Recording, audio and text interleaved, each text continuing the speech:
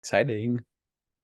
This is the Silt versus role-playing game, A God Must Feed, Part 4. We've had a bit of a break, so let's do a tiny bit of recap here. So we basically left um, three of the characters are in Weft, dealing with the Dusk Mother assignment. This is the one where we believe there's a family that is sheltering an angel of the Dusk Mother, uh, and you have a question here, which is where is the angel's nest located? And it's complexity 2, fairly easy. It does allow you to unlock the remaining questions. When we last saw the characters, Pele was having dinner with the skeletons, quite ingratiated himself with the skeletons, as it turns out. And Jasper and Theo were encountering writhes beneath the loam. I believe that's the name of the god. Writhes. That's hard to say. Writhes beneath the loam. Rides beneath the loam. Come on. Writhes beneath the loam. Rides beneath the loam. Or writhes. I'll say writhes, but that's how you say right. That's how you say that word. You say writhe. Rides beneath the Writhe loam. is I the don't word. understand what the issue is, Jason. Writhes beneath the loam. Jason Cordova, just lean into the lisp. Just do Rides more beneath lisp. the loam. Rides beneath the Right loam. beneath the loam. Writhes beneath the loam attempted to take over Jasper's mind, and Jasper got a miss on the roll, and so we had to write a verse. Verse was written. We have not resolved that. We believe we have not resolved that scene, and so we're going to do that. Hopefully, we're not getting that wrong, but if we are, it's probably fine. Viewers of the video will just have to deal with that minor inconsistency. We did not have Sedna last time, and so I think what we've decided to do is Sedna is going to be at the third assignment, the floating market, kind of kick off that assignment. And if you want to rejoin the group Sedna, you can just do the journey phase to get back to the group at any time. Let's take a look at we do have 3 active assignments. The Hungering Roots, we have not answered a question there. There are different ways of dealing with that Harvest God. You do have a fair number of clues there, though. Dusk Mother, you've got 3 clues on the complexity 2 threshold question, and Floating Market, we have not started yet. So that is where that stands. Taking a look at the custodians, Theo has 5 conditions, and so that is a thing that is happening, including one with writhes beneath the loam. How did you take that condition? I was in the woods looking around and I gained that condition and you asked if I wanted to keep it and I said sure. That's right, And yeah. then I was trying to get Jasper into trouble so I That's could save right. him and clear Yeah. conditions. Yeah. So, got that. But so you have 5, and one with writhes beneath the loam is probably a problematic one. Sedna, you're condition free. Jasper, you're about to have 3rd condition, and Pele, you have no conditions. I think I do want to pick up with that scene of Jasper now resisting writhes beneath the loam, though I am going to put I'm going to give you a condition called fungal spores. I think you just have like some fungal dust on you. You always have to brush it off until you get rid of that condition. Oh, not my anorak coat. But what if it gets inside? That'd be gross. Throw it away. There's like nothing else to do at that point. Go ahead and let's just have the scene with Theo behaving very strangely and you resisting the entreaties of Rise Beneath the Loam. Just to be clear, does Jasper notice that there is a god present here, or is this completely like is subtle and like in the scene? I'll let you figure that out. You can decide for yourself. Yeah. I like to think that Jasper is only just now beginning to realize that there's something wrong here. He's like, oh god, no. Like the spores, which he thinks is like pollen, unseasonably like brushing it off and like shaking his coat and just being like and I Theo, can I see you right now? Are you like present here? I forget. Okay. I think like I'm just a little bit ahead. Theo, frankly, I'm starting to get a little annoyed, my friend. What the hell? What the hell are you doing out here? Which hell is the appropriate question in what this in setting? the hells? Yes. There is Whose hell? Whose hell has grasped your mind in this moment, my friend? I'm not sure what you exactly mean. There's something out in the woods. Yes, so you have been saying multiple times as I continue to dirty my boots in pursuit of your quest, which I would very dearly like to know what exactly you are looking for, or what led you to believe there is something of interest out here that we have gone to. Because frankly, I'm about to turn around and return to the van. With or without you is of little importance to me. Mm. Oh, At this point, the two of you are approached by an older man, a silver afro, exuberant grin, wearing a utility vest and belt bulging with pockets and pouches. And it's getting late in the it's getting like it's early in the evening. Like the sun is maybe still just peeking over the horizon, but it seems darker because you're in the forest. And this person approaches you and says, "Ah, hello. and another. Oh, greetings. Don't often see people out here in the clutching woods." Oh, is that where we are? I, my friend and I are rather lost, I admit. He says, "Well, that can happen."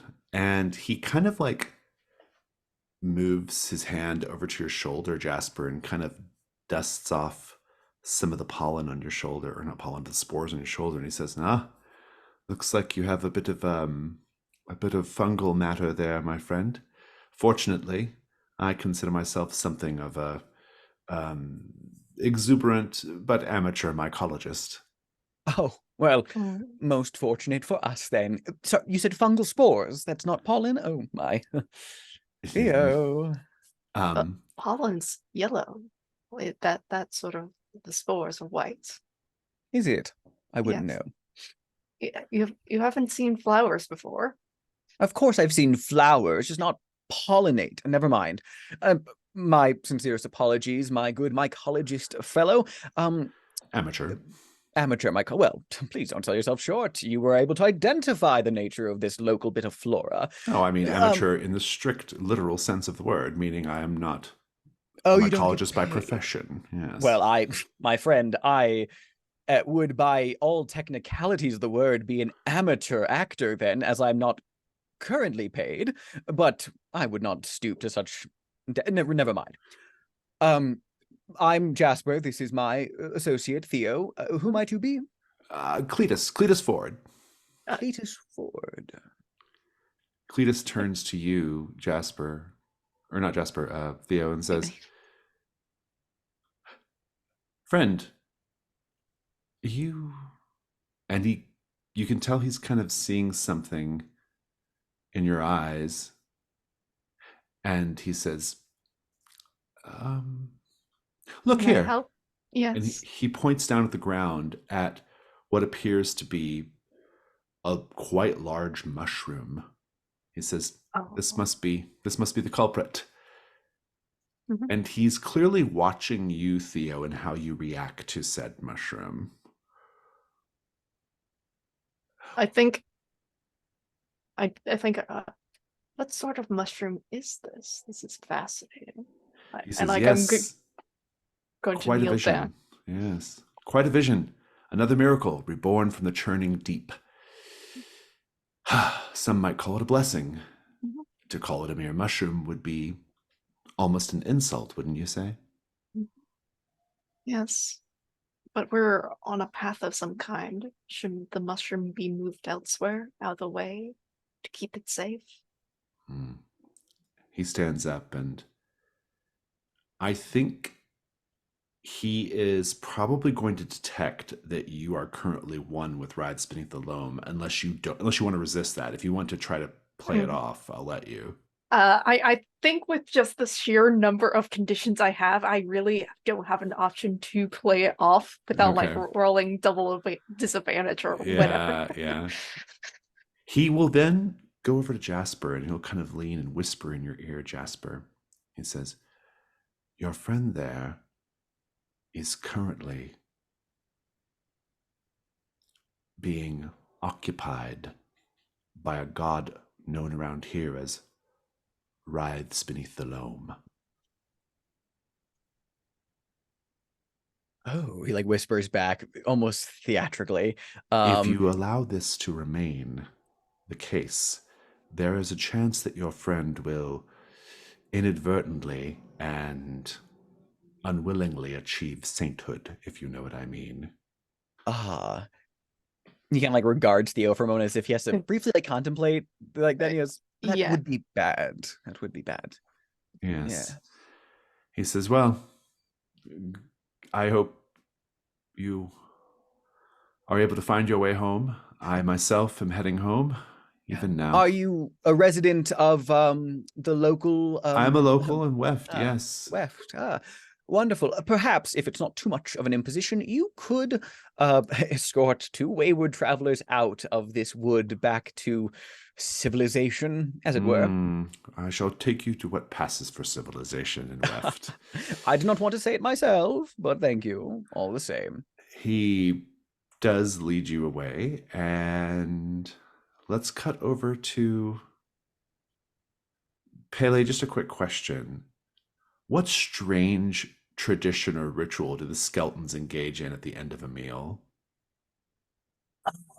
God. I think to keep in the feathering kind of the bird kind of things that they participate in. I think they're because we've seen how they eat, how they feed baby and everything like that. I think that there is a cleaning of the plumage. You know how some birds will like get under the feathers of each other and everything like that. After the meal, they clean each other. They take and they ingest some if there's crumbs and stuff.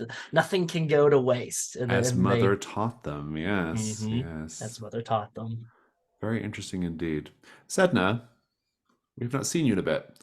Sedna, you are at the floating market, which is just getting going at this time of day. It's a nighttime market. I'm going to go ahead and just read the assignment bit because it's short, just to remind us what's going on here. The floating market. Fragments of black market divinities have been appearing among the goods sold at the floating market, a free-for-all bazaar that gathers at abandoned docks and fishing piers along the White Gull River. While such gatherings generally happen under the radar of the local authorities, the custodians have been informed that the goods arriving along the river present an increasing danger to the inland population.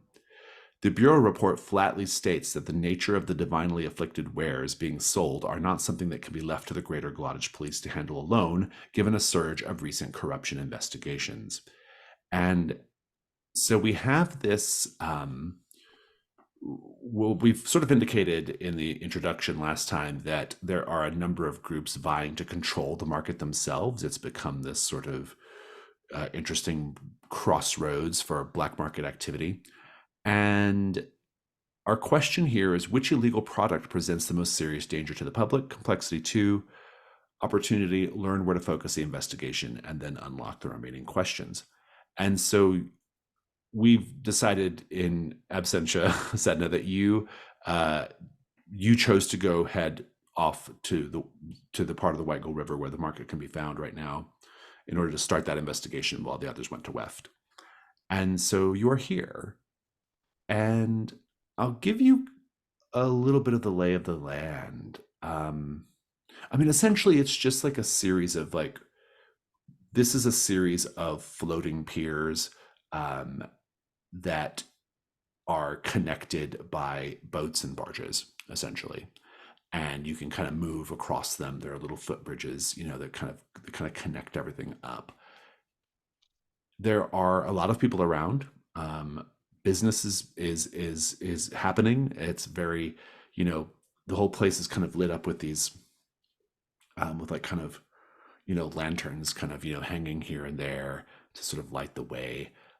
You've got, the rapid chatter of salespeople or vendors at the stalls and people going through various goods. You have some barges that they look very quiet and sort of invite only kinds of establishments as well. And also, interestingly, a lot of the vessels that make up the various shops are clearly repurposed vehicles. There's one that's a big repurposed tugboat. You have another that looks like it's just a ramshackle collection of boards bolted together, right? And so forth. Some are tents, that kind of thing. I'm curious, Sedna, just how do you look in the scene? Like as you arrive, like what, just kind of remind us what you look like and what you're, what we're seeing on screen, but also what's your approach in terms of what you're looking for? I have sort of a long black windbreaker and black clothing, black tights, black dress, big black sunglasses. And I think since if it's sunny out, I'll probably have a big black hat on as well. You can see me, I'm wearing headphones and they are connected to the radio that I carry around, the little red radio that I have sort of strung across a crossbody bag almost. The radio doesn't work.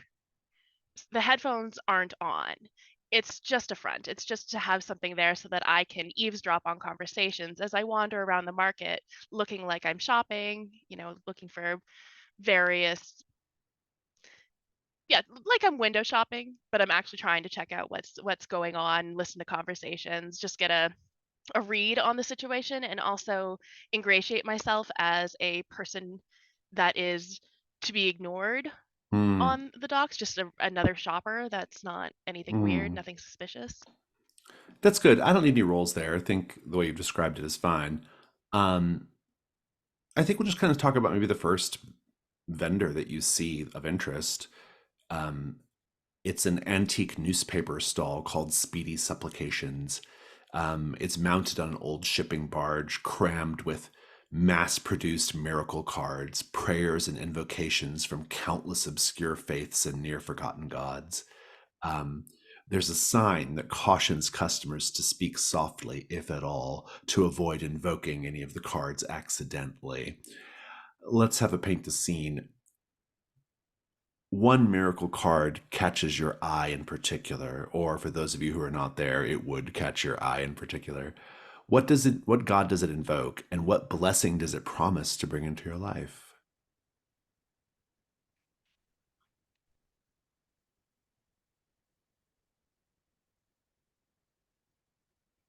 And here it's enough to say what type of God. You don't have to name the God, but if you can, that's cool. This is like a shop, right? Yeah, they sell prayer cards essentially. Prayer cards. Yeah, they're like okay. they're essentially greeting cards with. It's like Hallmark. It's like Hallmark for prayers. Yeah. There's one for a God of cloud-like comfort, and it's forever hoping the cold side of the pillow. A God for everything, every occasion. There's a symbol that Sedna doesn't recognize, and that's kind of what draws her attention. And the card, this prayer card, is for a god of duality. And the intention is, if you say this prayer, you read this incantation, you are more likely to have twins as offspring.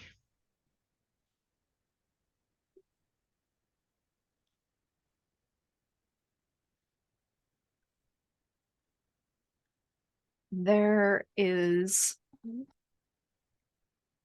sort of in the discount rack, effectively, like this prayer card that kind of got messed up a little bit and sort of fused with another prayer card of like, uh, hope you get better soon, and sort of like well wishes and good fortune, but it also is a birthday card. And so it's like, hope you see another year. So it's just this very ominous card that's trying to make sure that you live longer, hopefully. We don't know. It is a prayer card invoking a a god. Names coming up short, but essentially it's the god of being just slightly late to things to the point of it being socially unacceptable. and it invokes the promise of essentially, you know, may your arrivals always be fashionable and never unfavorable. I love it. It's good. I'm going to kind of set the scene a little bit more, Sedna, and then we'll kind of pause your scene there. So, in the center of all of this, there is a person who appears to be, um, who I guess works there, but is really more of like a, I don't know, the way they're centered and the way they're behaving, it almost seems like more of like they're a mascot or an avatar of this place in some way. They are wearing a lace veil and white cotton archivist gloves, earmuffs, strangely, and they sit cross-legged in the center of the stall, reaching fluidly in all directions with their six-fingered forearms to retrieve cards for customers. They're perfectly quiet. They just nod and sway and gesture. They will kind of take a card from a customer and peer at it from behind their veil, and they seem to be deducing what sorts of problems the customer's going through, why they might need a card like this, and they sort of like give like sympathetic tilts of the head as if to say, I'm so sorry you're going through this, you know. And even though their face is covered with the veil, sometimes they take a card and you feel their body language change to express like surprise or disapproval even, but nevertheless they'll take your money. And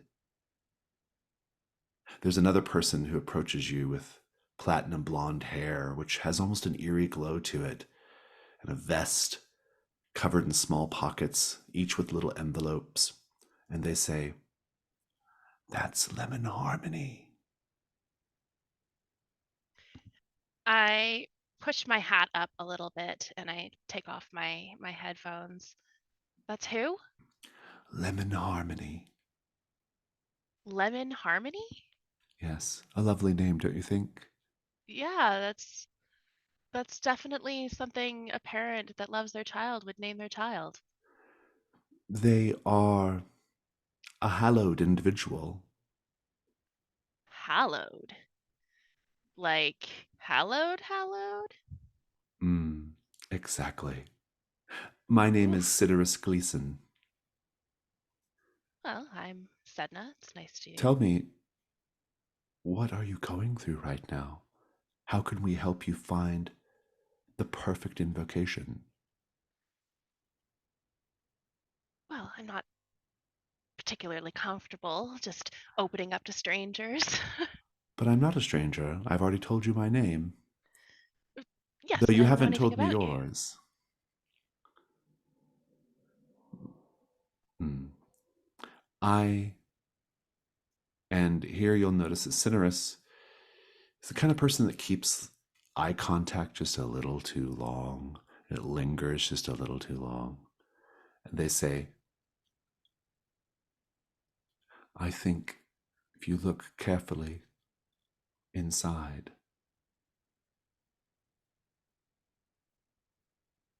you'll see that your heart cries out for companionship. I am happy to provide said companionship.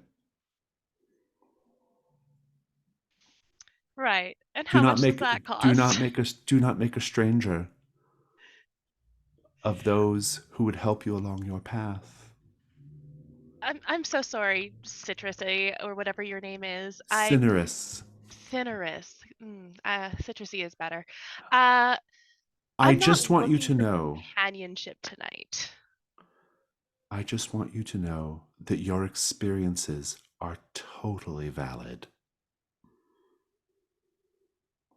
I Great. hear you. I Well, see you.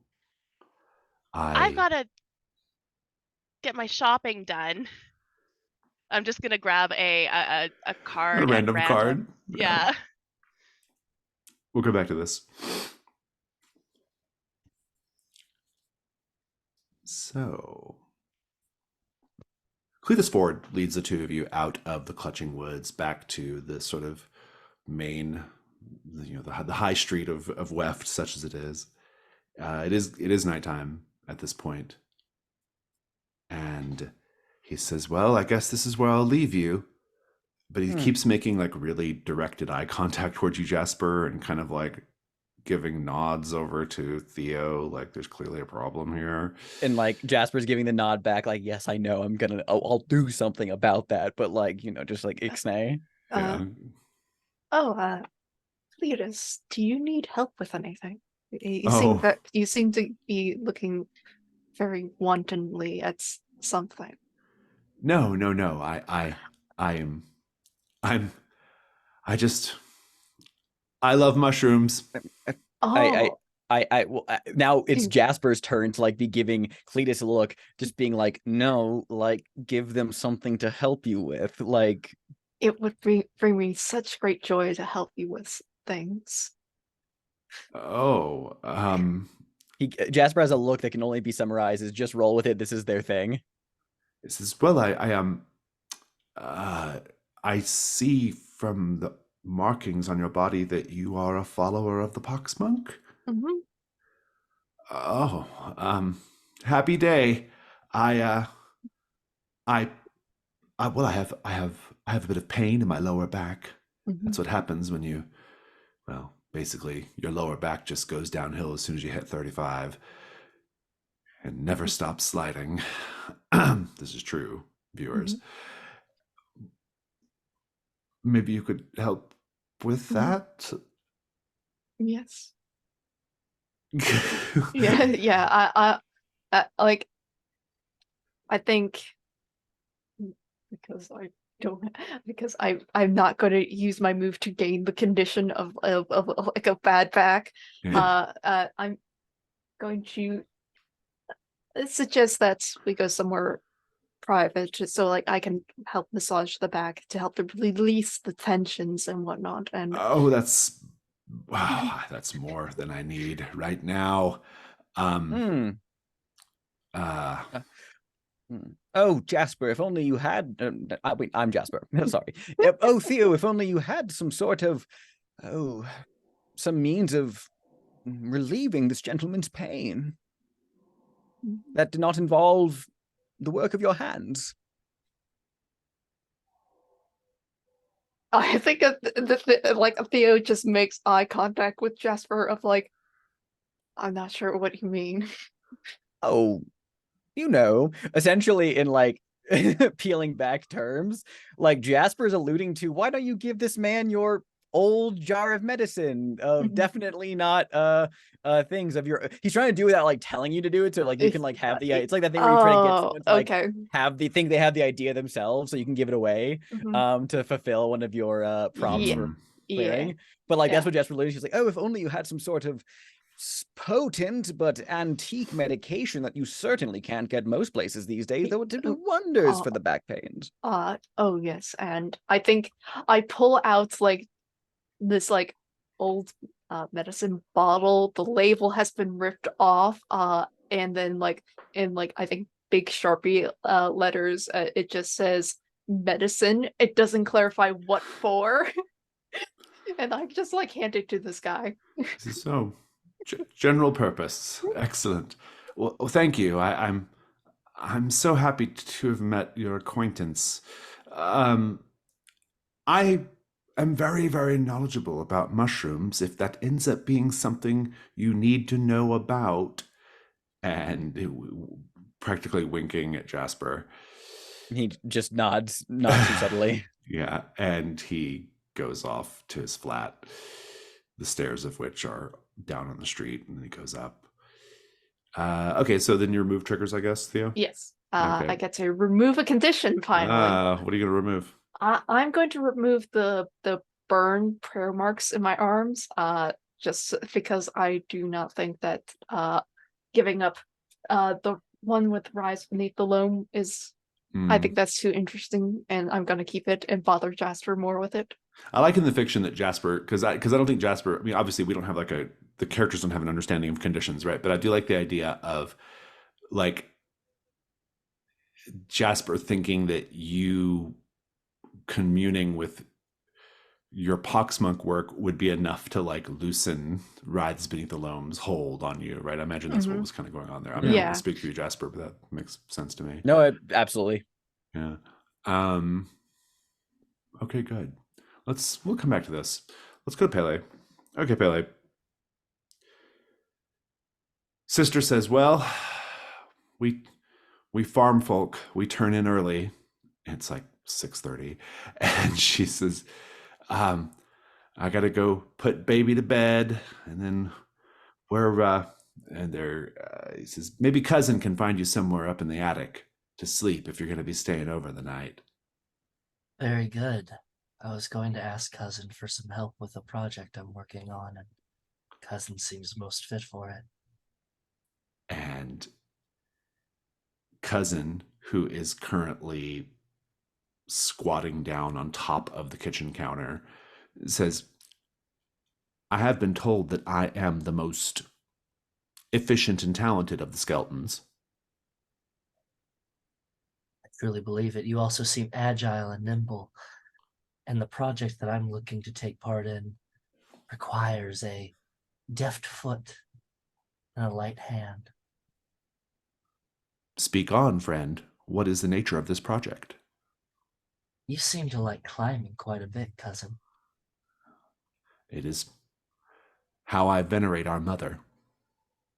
Very good. I cannot take to the sky like her, but I can But- minimize how often I touch the ground.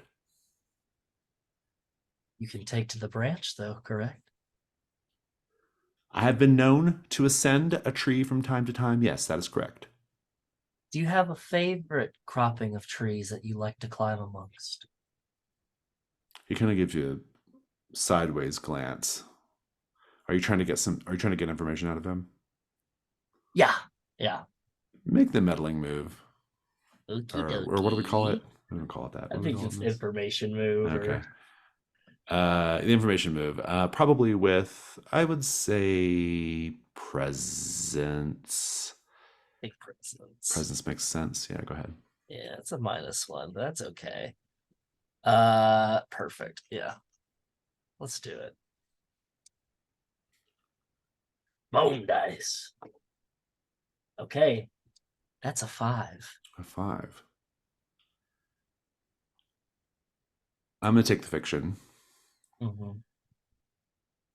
He will lead you to his favorite copse of trees. They are the highest trees.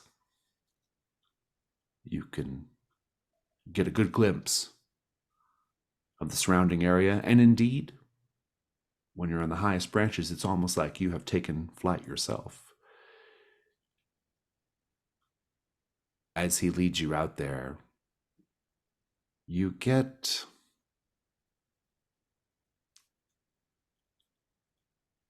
the moonlight actually darkens as a carpet of shadow passes overhead.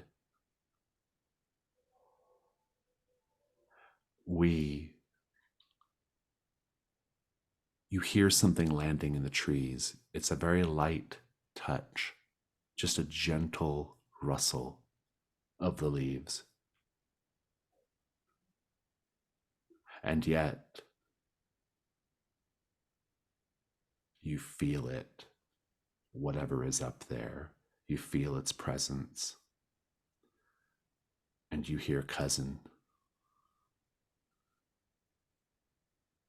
I'm very sorry.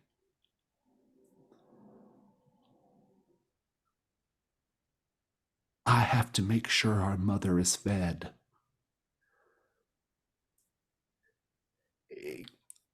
You seem like a very nice person. You seem like a mighty, mighty fine person for an outsider. But she's mother. She provides for us, and we have to provide for her. It is a divine and virtuous circle. Family first, as they say. And you now see large, glassy black eyes peering down at you from the trees. This thing is here, and it looks big. Even bigger than you, Pele. What do you do? Pele is just going to, still looking at it and taking it in all of its terror. He's going to say, "You're right. Mother does look hungry. And what a great thing to give to a god, except for your own body to feed." And I'm going to grab Cousin by Cousin's neck, and I'm going to offer up Cousin. Very good. I love it. Let's get dice on the table, and then we'll come back. But let's Absolutely. get dice. Let's get dice first. This is obviously going to be the revelation move. Let's take a look. When you do something risky or face something you fear, what are you afraid will happen if you fail? I'm afraid that Cousin's going to get away. Cousin's going to slip free from my grasp. I think it's worse than that. He's going to get away by basically by injuring you so that you're vulnerable to Mother. Go ahead and roll with vitality. Or no, what do we call it? What's it called in this? I think it is vitality. Yeah, it's vitality. Yes. Yeah. Vitality. Yeah. It's vittles. Yeah. Mm-hmm. Let's do it.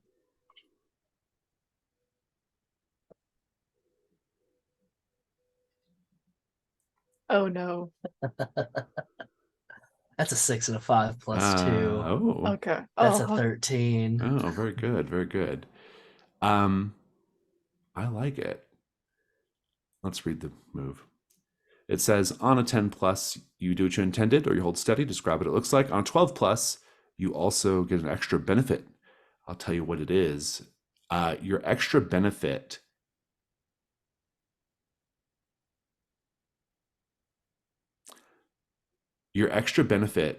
is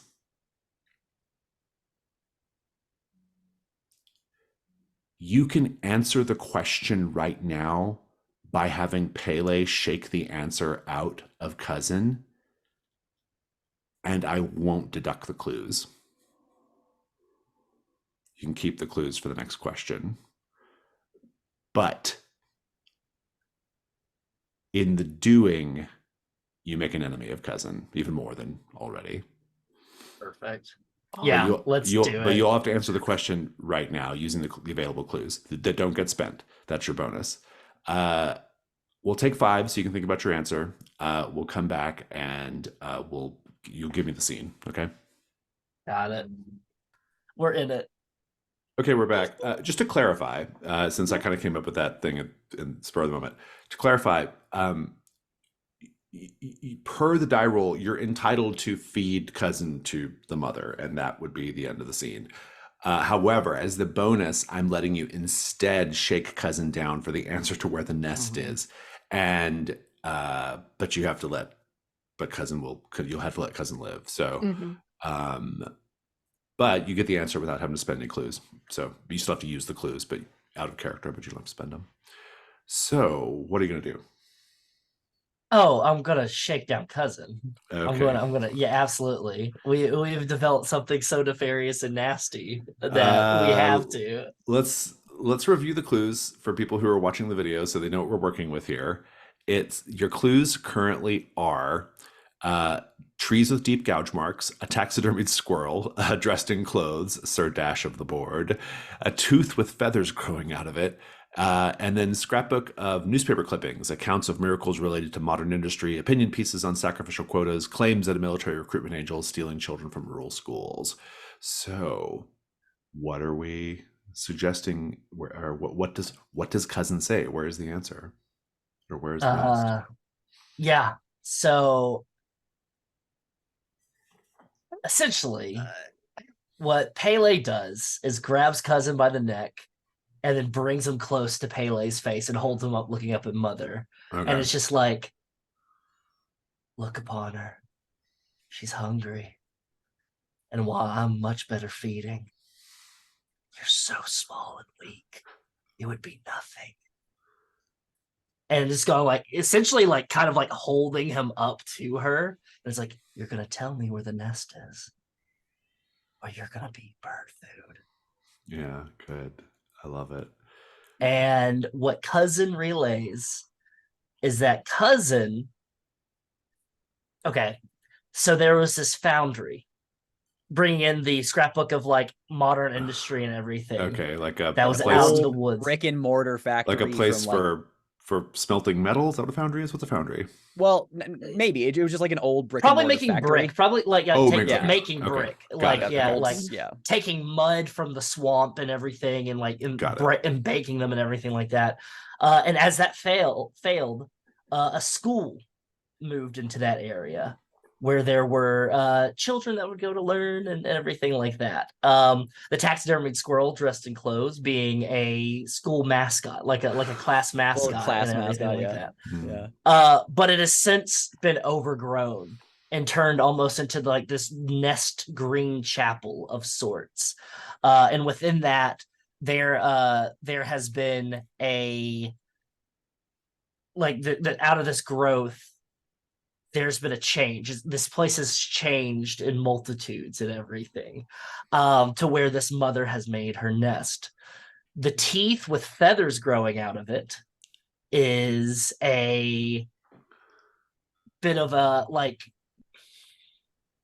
much like baby birds breaking out of an egg.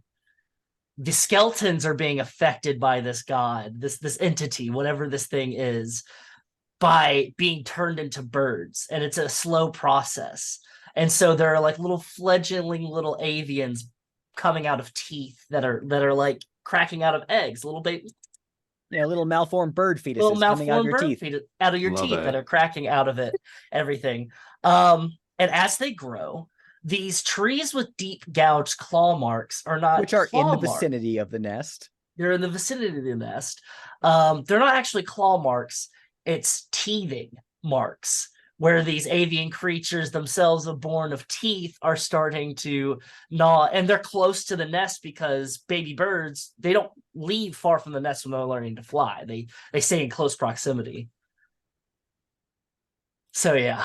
So the nest then is this foundry, but what we're also suggesting is that there are more of these creatures out Yeah. there. This, I mean, well, that's not necessarily unknown. The Dusk Mother, like this is just an angel of Dusk Mother, so there are more. But in the local area, there might be more than one angel, right? Which I think is Yeah, Um, much like baby birds. so the skeletons will eventually give birth to, or them maybe like, do the birds like eventually burst out of all of their bones, like they come out of their body, or what? We don't really know, I guess. Probably. Yeah. We don't really know, but it could be like they themselves Wow. are like an egg, the shell of this protective like I've got creature. it. Okay, I love it. I'm gonna embody the response here from Cousin. Mhm. Thank you. That's a great answer.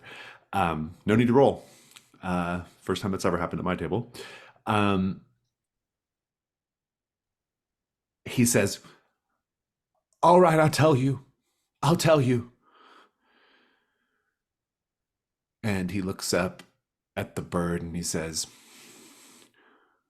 "We do not call her mother as some form of honorific related to the Dusk Mother or any other deity. We call her mother because it is Mother Skeleton. The angel burst forth from Mother's skull.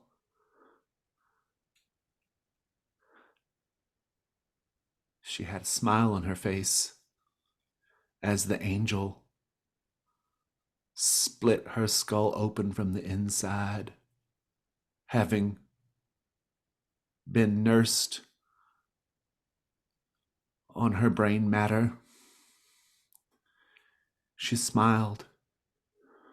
I think it's because some part of her is inside that bird, inside the angel. It's why she loves us so, why she provides for us. I've told you more than I should tell you, but I value my life more than my principles at this time. No, you've done really well, cousin. But you see, you and your family are sowing something that you don't understand. And now you're gonna reap of it. And I think there's a moment of him holding, and then Mother is like looking around, much like a bird, kind of like pecking around, and then stops and hears something off in the distance and flies off. Yeah. And then Pele's just gonna break one of Cousin's arms Yeah, and he's and say, screaming. Yeah. "Broken wing. Need to get back to the nest now." I love it. It's great. Yeah, indeed. I think like maybe you can follow the bird to the foundry, or even yeah, or even cousin will go to the foundry. But in any case, you'll eventually learn that's where it's at specifically. Yeah. Love it. It's great. You've unlocked your question, your remaining questions, which I'll tell you what they are right now. How is the angel bound to the skeleton family? Well, we've kind of answered that one already a little bit, but maybe there might be more to it. Always more to the story. There's always more to the story. But in any case, that's our question. It is a complexity 4, and it allows you to resolve the assignment by weakening, driving away, or destroying said angel, disrupting the cycle of dependency so the skeletons might survive on their own again. That's a nice outcome. Let me join those. And another question that's opened up now as well is, what purpose drives the angel? That's a complexity 6. And it is the opportunity unlocked is resolve the assignment by freeing the angel from the skeleton family and showing it something else it can protect instead. A forest landmark, a group of wild creatures, a dangerous place, or a secret in need of a guardian, etc. This unlocks a brand new move called the Dusk Mother's Embrace. So that might be something you want to pursue. So let's cut over to Sedna. Sedna, you're on this barge. These prayer card vendors, they're so touchy-feely and weird. Couldn't be more different from you, right? They're like, you're the exact person they would hone in on, right? Oh yeah.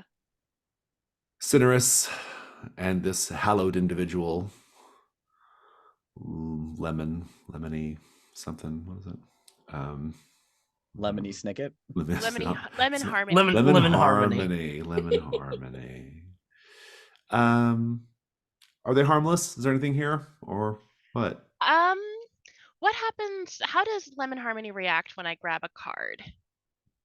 Because she's been reacting to other people like. I think that's probably. Oh yeah, that's good. We'll have that be the information move since you've asked the question. I think it's probably going to be with communion though. Oh, that's not a good one for me. Yeah. Okay, I rolled a 5. Ah, very good. Let's take a look here. I think as you are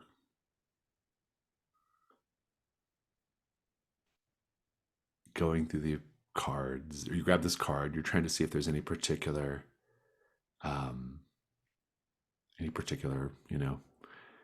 reaction. You see a group of people talking to someone who's clearly from the Greater Glottage Police Department based off their uniform. And one of the people is someone you recognize from the growing facility back at the Hungering Roots assignment, where I'll remind you a murder was committed. Yeah, we ran away from that. Yeah, you did indeed. And you see this person like pointing. Oh no, I know who it is. It's that old woman. No. It's that old woman. This part of the White Gull River is pretty nearby, that assignment. And she's like pointing at you. And you can see the police like hopping across barge to barge to get to you, unless you want to write a verse. I kind of want to see what happens. Okay. I So what do you I do? mutter under my breath, "Fucking Patricia," I and thought it was Patricia, wasn't it? Yeah. and I shove whatever card I just had in my hand back into some other random spot. It doesn't really matter to me where it goes. And I am going to book it. Mm-hmm. I like it. It's the veiled move with vitality to get away. What are you afraid is going to happen if you fail? I'm actually more afraid of falling into the river than I Okay. am of getting Yeah. caught by the police. Getting caught by the police is just going to be a huge nuisance, and I'm going to look like I'm bad at my job. Yeah, no, I like that. But falling Please in the river is going to suck because I can't swim. go ahead and roll with vitality. If let's see how it goes. That's a 9. I will tell you how your actions would leave you vulnerable, and you can choose to back down or go through with it. So backing down here, backing down here means just being questioned by the police or brought in. If you choose to go through with it, you're going to start. You are going to fall in, and well, you're not going to fall in because you succeeded. You're going to get away, but in order to get away, to get the last little bit, you're going to have to swim to shore. I don't know how to swim. So it would just be a die How roll. far is shore? Enough to provoke a die roll. So that far. No guts, no glory. So I think, yeah, I really don't want to look like I'm bad at my job. I am going to book it, and I'm going to tuck me- my give me this. Yeah, radio under my shirt. Give me the scene up to the And point of diving in. Yeah. yeah, I think I'm just skipping across the different walkways and barges and piers to try and get out of sight at least of Mm. these police that are trying to follow me. And yeah, I'm gonna shove my little radio up under my shirt so it doesn't get too wet. I'm gonna put my sunglasses, and kind of jam them into my shirt so that they don't float away, and trying to gauge the distance of how far I'm gonna have to swim. I think I can figure out how to swim. The water doesn't look too fast. Don't really know how fast water is. I'm just gonna go for it and jump in. Veiled move again with. I'm going to make this extra complicated. Of course. It's going to be the revelation move because as you dive in, you actually dive into the middle of a swarm of the trawler man's angels, Oh no. crabs and other things floating by. Oh, White Gull River, why? Indeed. What are you afraid is going to happen if you fail right now? I'm gonna become crab food. Yeah, I love it. Angel food cake. Love it. Go ahead and roll with vitality. I have to say it's worse than that. It's worse than that.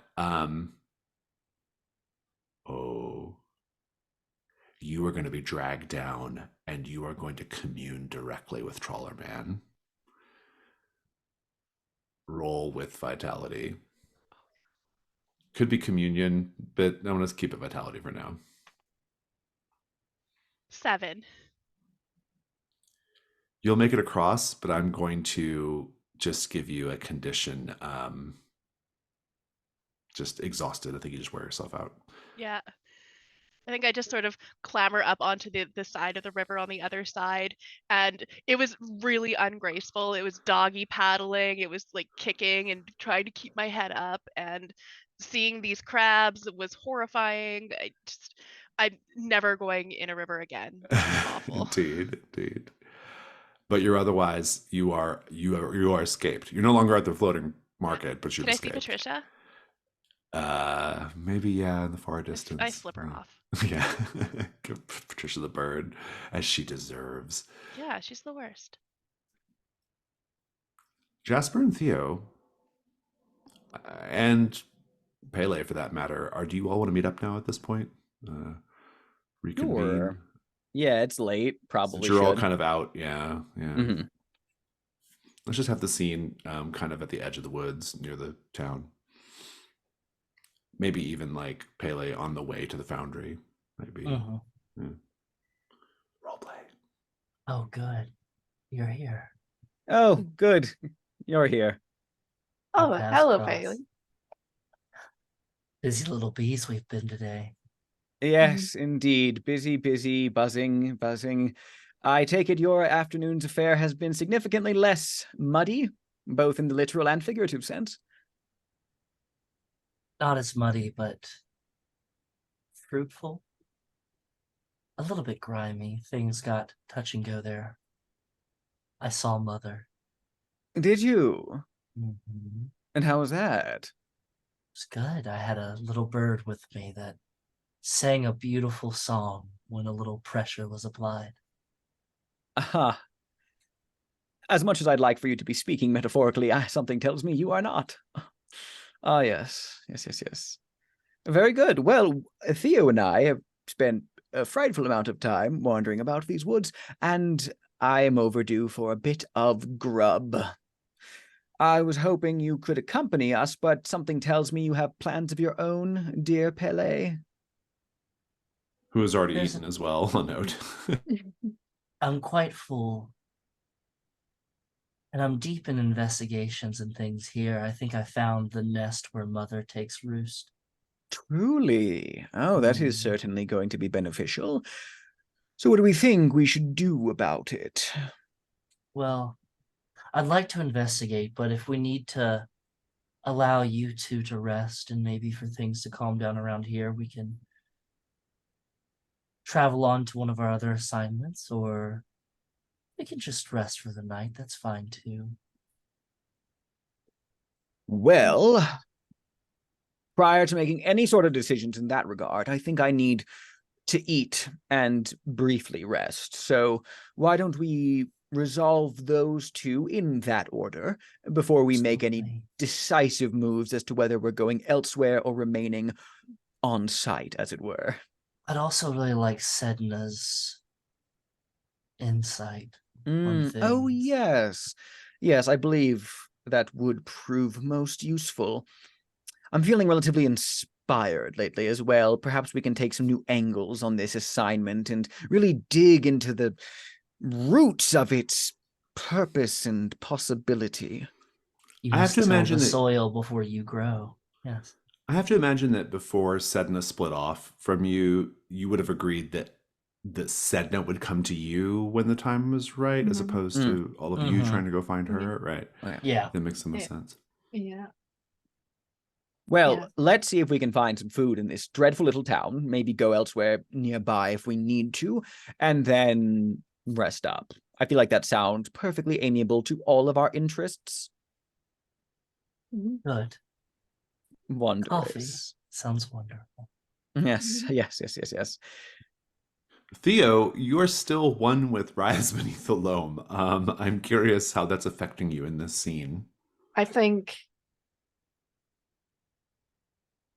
like every so often like I see like Jasper like has a little bit of like fungal dust like he tries to brush it off and I'm trying to catch it and like put it like in my own pockets and whatnot.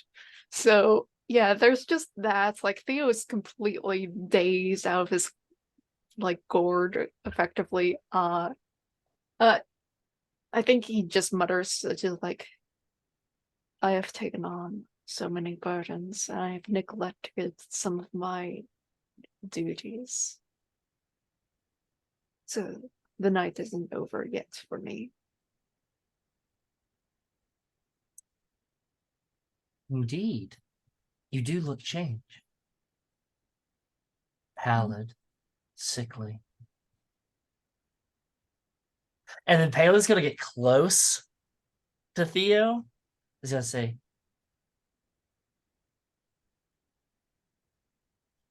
perhaps we should cut the fetid root so that the plant can grow stronger.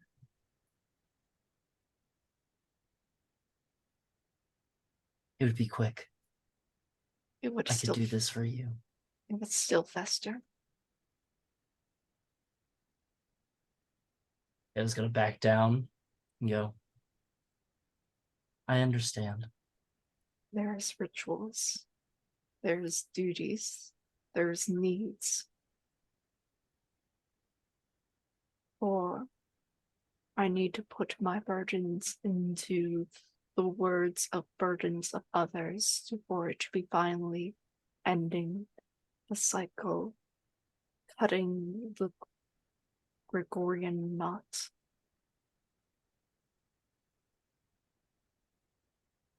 It cannot be with you, for I like you, and that's why it's forbidden.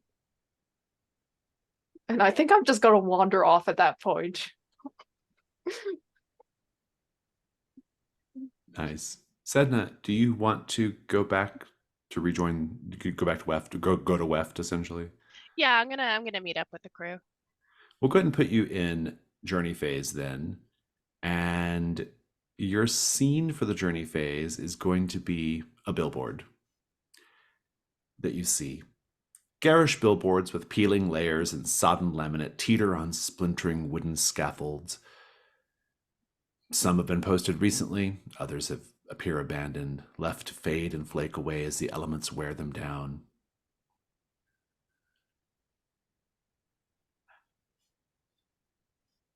First of all, well, I'll tell you which billboard stands out to you. And then we're going to talk about slogans and what subject matter is being carefully avoided on the billboard, what rumors around it. So, your billboard is about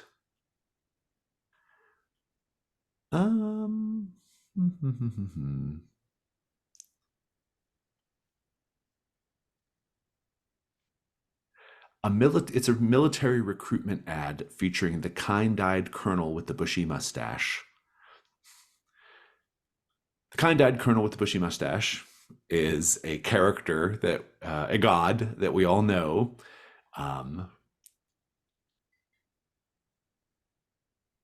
Let's paint the scene.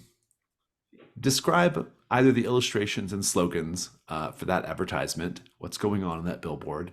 What rumor have you heard about the subject being advertised that is carefully being avoided?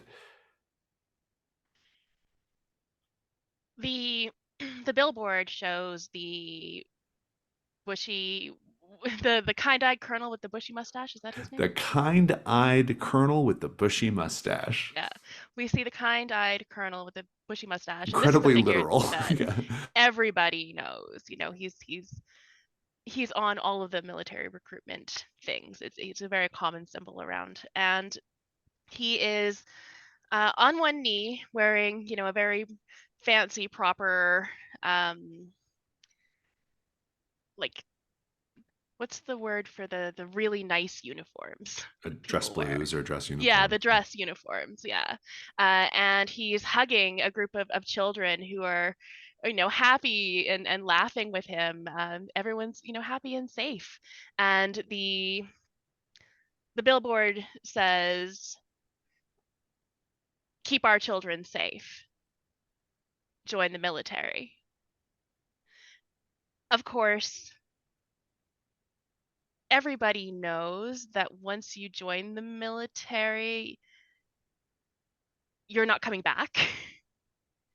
You're not going to see your children. You're not going to know if they're safe. Your children will be raised in, group homes for children of military parents. And the joke is, keep our children safe, not yours. Very interesting. Anything to add, Chaotic, Alex, Wes? I think in terms of hiding secrets, it's in plain sight to this bushy beard god who looks so kind and so generous with hands. They try to avoid drawing the hands in advertisements because, in truth, the full image of this deity has bloody hands. Yeah, I'll add another rumor that they actually there's a rumor that the military actually tattoos their soldiers, like the back of like soldiers' necks, with specifically the eyes of the colonel. So that as like, oh, the colonel's watching your back, but it's also just like literally like your eyes. You'll never, be out of sight of the colonel. There's a reverse image. You know how billboards have two sides. And this one has different bubbles that says, see the peninsula and 3 square meals a day and everything like that. And it shows the kind-eyed colonel with the bushy mustache with a bowl of stew, just like eager eyes, and the mustache is peeking over the bowl, and it's like steam wafting from it and everything. And the rumor that is hiding is that the 3 square meals is, in fact, you are getting square meals. You're getting rations. You are not getting full bowls of stew or anything. You're getting provided hardtack and I love gravy. I love how like monkey's paw the military is. Like it's like Yeah. it's like really like literal, yeah, like yeah. You're It's getting like, what you're you're asked doing what you exactly asked what for. we say, yeah. Yep. Good. Fantastic. That was great. It was very good. Sedna, you're also entitled to do the journey move as well in the context of an individual solo custodian. You can when you choose to travel alone, you may clear a condition by engaging in your personal ritual. We see Sedna on what's basically a dilapidated old bus. This is like the Greyhound of the Silt versus universe. Mm. And she's got her feet up on the back of the chair in front of her, and she's sort of wiggling one foot, much to the annoyance of the person sitting in that chair who keeps looking over their shoulder, scowling at her, but she doesn't pay any attention to them. She's playing, she has her little red radio in her lap, and she's playing with the dials.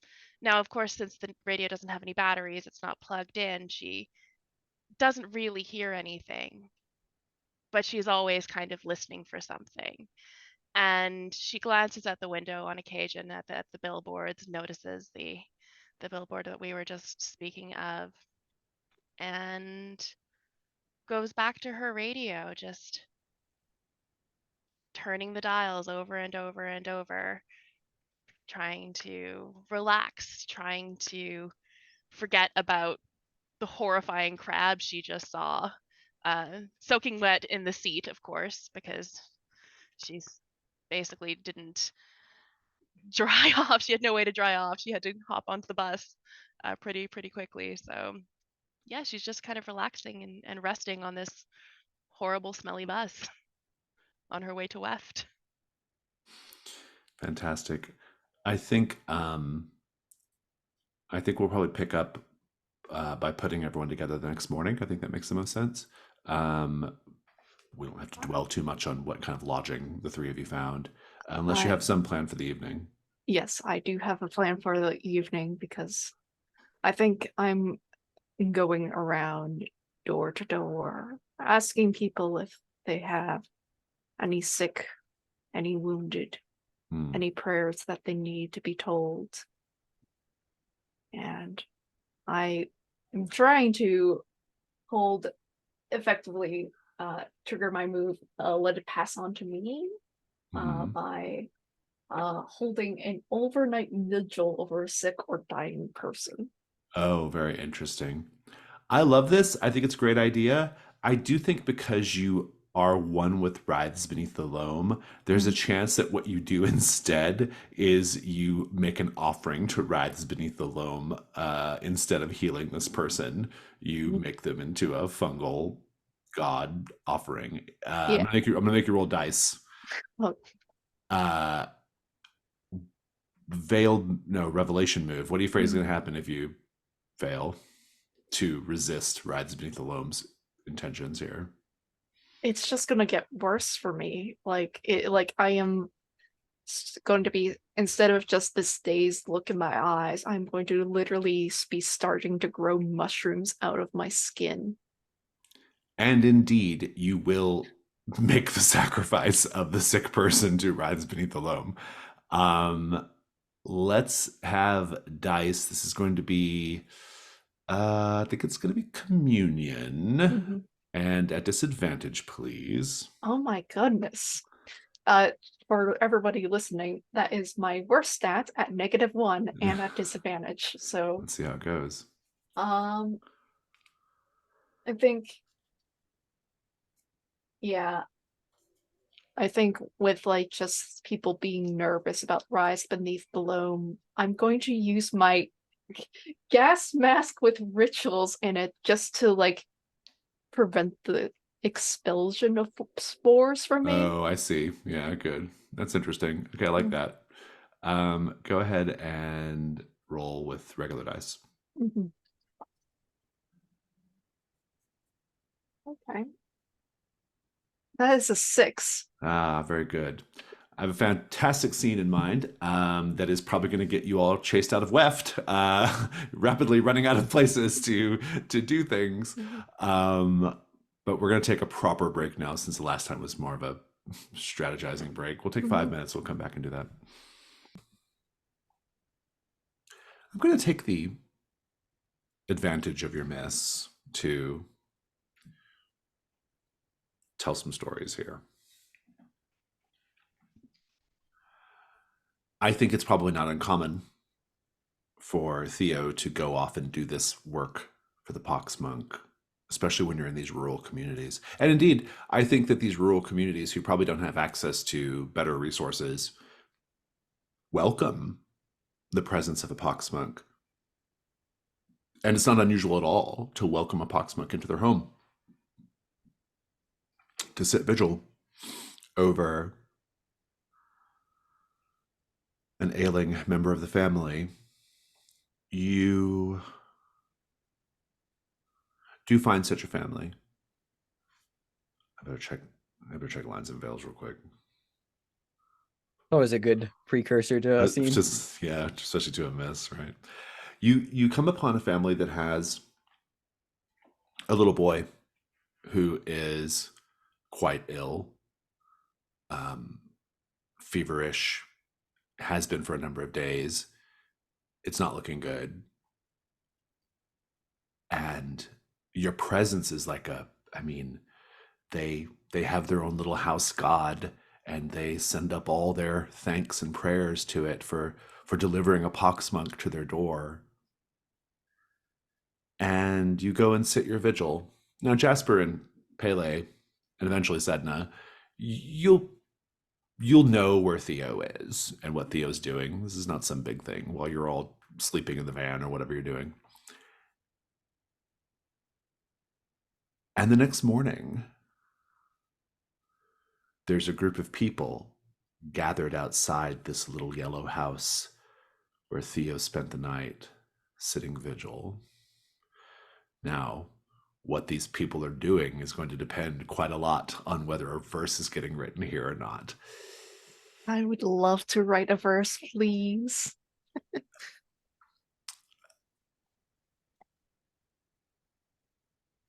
Let's narrate the part where you don't, Mhm. just to see what you would have missed. Oh, You might change your yes. mind. Currently, in the version where you don't write a verse, Mhm. the group of people is outside because they are angry.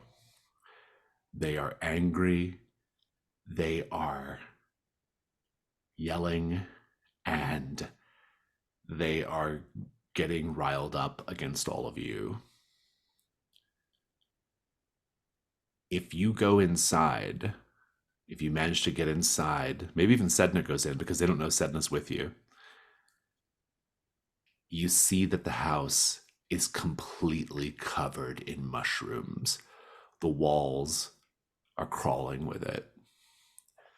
There's a mother and a father and a child.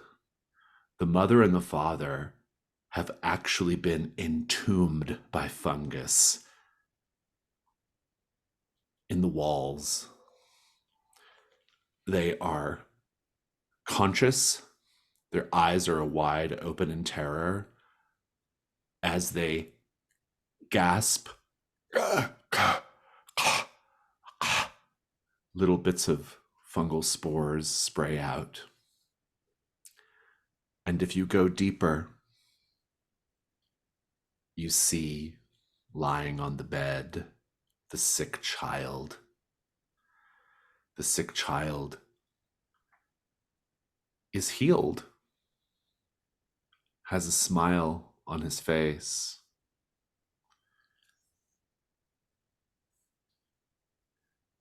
But is absolutely covered in spores and fungal growths.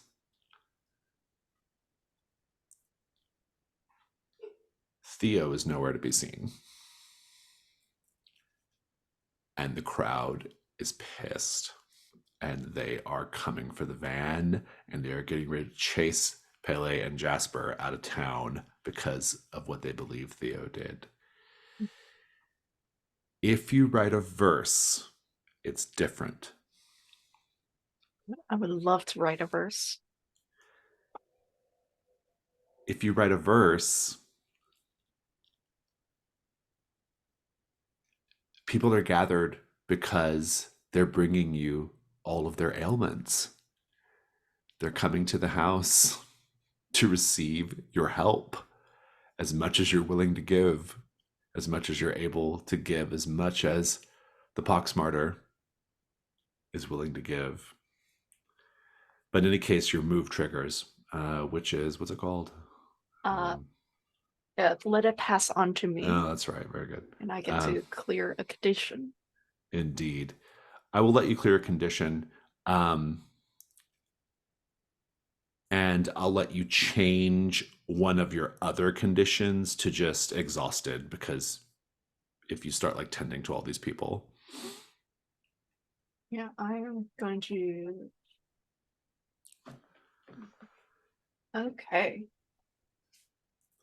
And now it's the next morning. I think I want to pick up with this makeshift hospital situation going on at the house. Pele, Jasper, Zedna, you meet up with the group as well.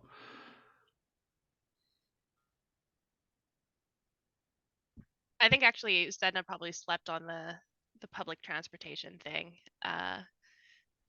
Because it was a really ratty bus. It probably broke down a bunch of times. And I think she's kind of trudging in, and her Lydia Dietz hat is just flopped down because it got soaked, and her makeup is smeared down her face. Just miserable. I had to take a public bus with the public. Oh, Sedna, that's wonderful. You get to No. experience so much of the joy of the peninsula in one concentrated area. I You're wasn't so aware those were weird. still in operation. I thought they went like extinct or something during the war. I'll tell you one Well- thing that slowed down your bus journey, Sedna, why it took all night. The military has set up checkpoints along the route. There's something going on. Well, there was all these checkpoints. We had to stop every, felt like 5 minutes. Show your papers, show your papers. It was the worst. Never doing it again. There's always a spot in my sidecar for you, Sedna. Speaking of which, you do look a bit peckish. Could I? And you see that like Pele has like a travel bowl that's filled with like some like bran cereal with raisins and everything. It's just like, can I offer you some Oh, I nourishment? thought you would never ask. Yes, I'm starving. Do you have like a sweet tooth preference, or do you prefer your cereal to have more of like a oaty, nutty, honey kind of quality to it? Or maybe you even prefer plain, just grain, circles, and Just give me some cereal, Pele, please. absolutely. Thank Sedna's cereal agnostic, you might say. you. This one is Granny's Grainies. Delicious, savory, and high in fiber and protein. Yeah, I don't need the full history. Milk? I actually do know that one. I actually remember. I grew up with that one. Although I preferred before they rebranded it. I thought Grain Mother was much better, just in terms of like just phrasing. I guess Granny's Grainies, it's more cute and marketable, but I don't know. I thought Grain Mother was significantly more interesting. Yes, I think it's really interesting. Is the Grain Mother or Granny Grain now? Is she a is she like an is she some sort of like divine aspect of Sweet Jolly Crunch Tooth, or is she an entirely different god? I think probably the Grain Mother. Oh, this ties so much into Pele. What I have written for Pele. I think the Grain Mother was subsumed, almost co-opted by Sweet Jolly Crunch Tooth, conscripted, was taken and brought to Oh, heel, and then they and changed and was they branded her. and they Yeah, that's good. rebranded Yeah, her into Granny Grainies. Yeah, Granny Grainy. Yeah. love it. Well, so Theo, where do we find you right now? Well, since everyone's gathered around the house, I presume that I'm still inside the house. You are still inside the house, and you are seeing people, helping them with Yeah. their various ailments. Yeah. Yeah, I think with this many people, like it's sort of like uh this idea for Theo about his abilities and why, like, from like yesterday, that Theo gave Jasper an odd look about like not being able to touch people because like a lot of his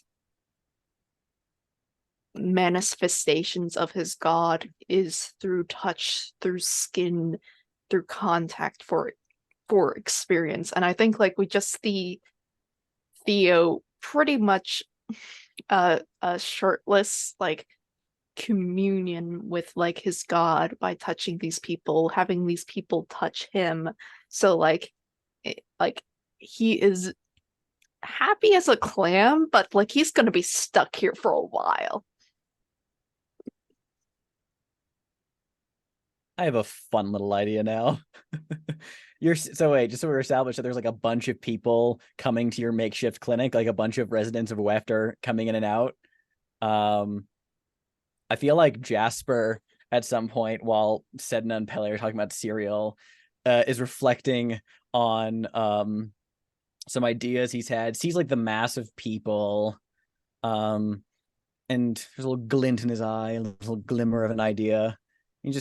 He says, "I'll be right back," but like just like no one notices. Like he says it so quietly in the middle of another conversation, they just like slips out of sight.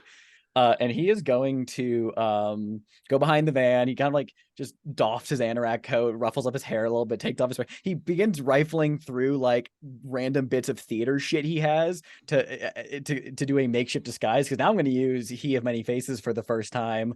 I'm going to go join the clinic line as a local. And you know, so like he makes himself look like Jasper's ideal version of a rural, salt of the earth kind of farmer, down in his luck rural man. You know, so he rolls up the sleeves, he tousles his hair, gets some, he assumes a persona, and he just, in this guise he assembles, just walks up into the line extremely casually. He like spent like a good like couple minutes like watching a few of the people, listening, like straining to listen to like how they speak, and just eventually walks up and goes, "Well, it's another miserable day, but at least there's some light in it, ain't there? You folks here to get cured too." You have to make the roll now, don't you? Let me. I had to name myself first, so I'll Yeah, have a little yeah, bit yeah. of Yeah, scene setting. all right, let's say so. Yeah, I think I think like the person who you're talking to in the line just has the most like disgusting festering sore on their cheek. You know, the shit is just like oozing, and they're like, "Oh yeah, yeah, Yeah. I I got the pox, all right." Oh, I couldn't even tell. Sorry to say, but I've been hearing I I've been hearing that this out of town healer's got all sorts of miracles to work. Hopefully they can alleviate your pains. Gosh, it has been years since I last saw you. I don't come into town much more anymore. I'm sorry, friend. I can't place your face. Oh, I'm not good with faces and names. Oh, that's all right. I can't even remotely begin to blame you. Maynard Randall. It's because the infection is crawling into my absolutely, eye. I understand. No, it's me, Maynard Randall. My father, Duke Randall. We used to be in. Shit! It's been lots of years. Here now, Yeah. Maynard Randall. Well, let's read the move for people watching the video.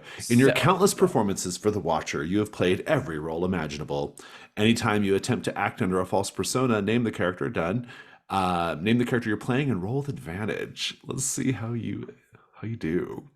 Happily. I assume this is going to be plus presence. It is going to be plus presence. Yeah. Very good. Would my advantage be negated by any of my conditions? I mean, maybe, but no, I'm okay with it. Okay, cool. Now, I'll take the yeah. advantage. That is 11. 11. On a hit, your deception is convincing enough to avoid unwanted attention. If you've gotten a 12, something really cool happens on a 12. For now, you have managed to they're like, oh yeah, the Randalls. That's right. Yeah. Right. Oh, I remember the Randall boys. You're one of the Randall boys? I'm the eldest Randall boy. There are not many Randall brothers left, but after Ma died, I moved outside of Weft proper, sticking to the fringes of our farm. It just got, too hard to carry on outside of the family's confines, times being what they are. And they just they kind of nod appreciatively. They say, well, what ailment are you suffering with here, friend? Oh, well, I'm embarrassed to say, but as my late grandmother used to put it back in her heyday, I took a swim in the trawler man's territory with my privates unprotected, if you catch my meaning. And I don't often agree with the authorities and their decisions, but outlawing worship of the trawler man was the right one. Amen. Amen, my friend. Used to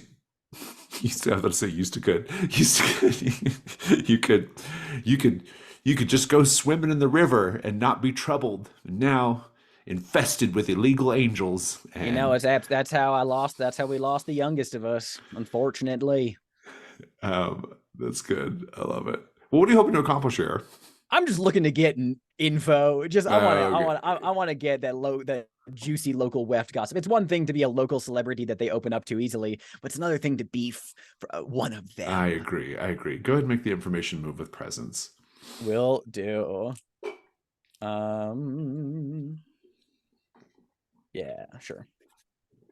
The Silt versus version of Daniel Day-Lewis or Christian Bale. Oh, that's so bad. Yeah, it's so bad. That's a 6. That's a 6.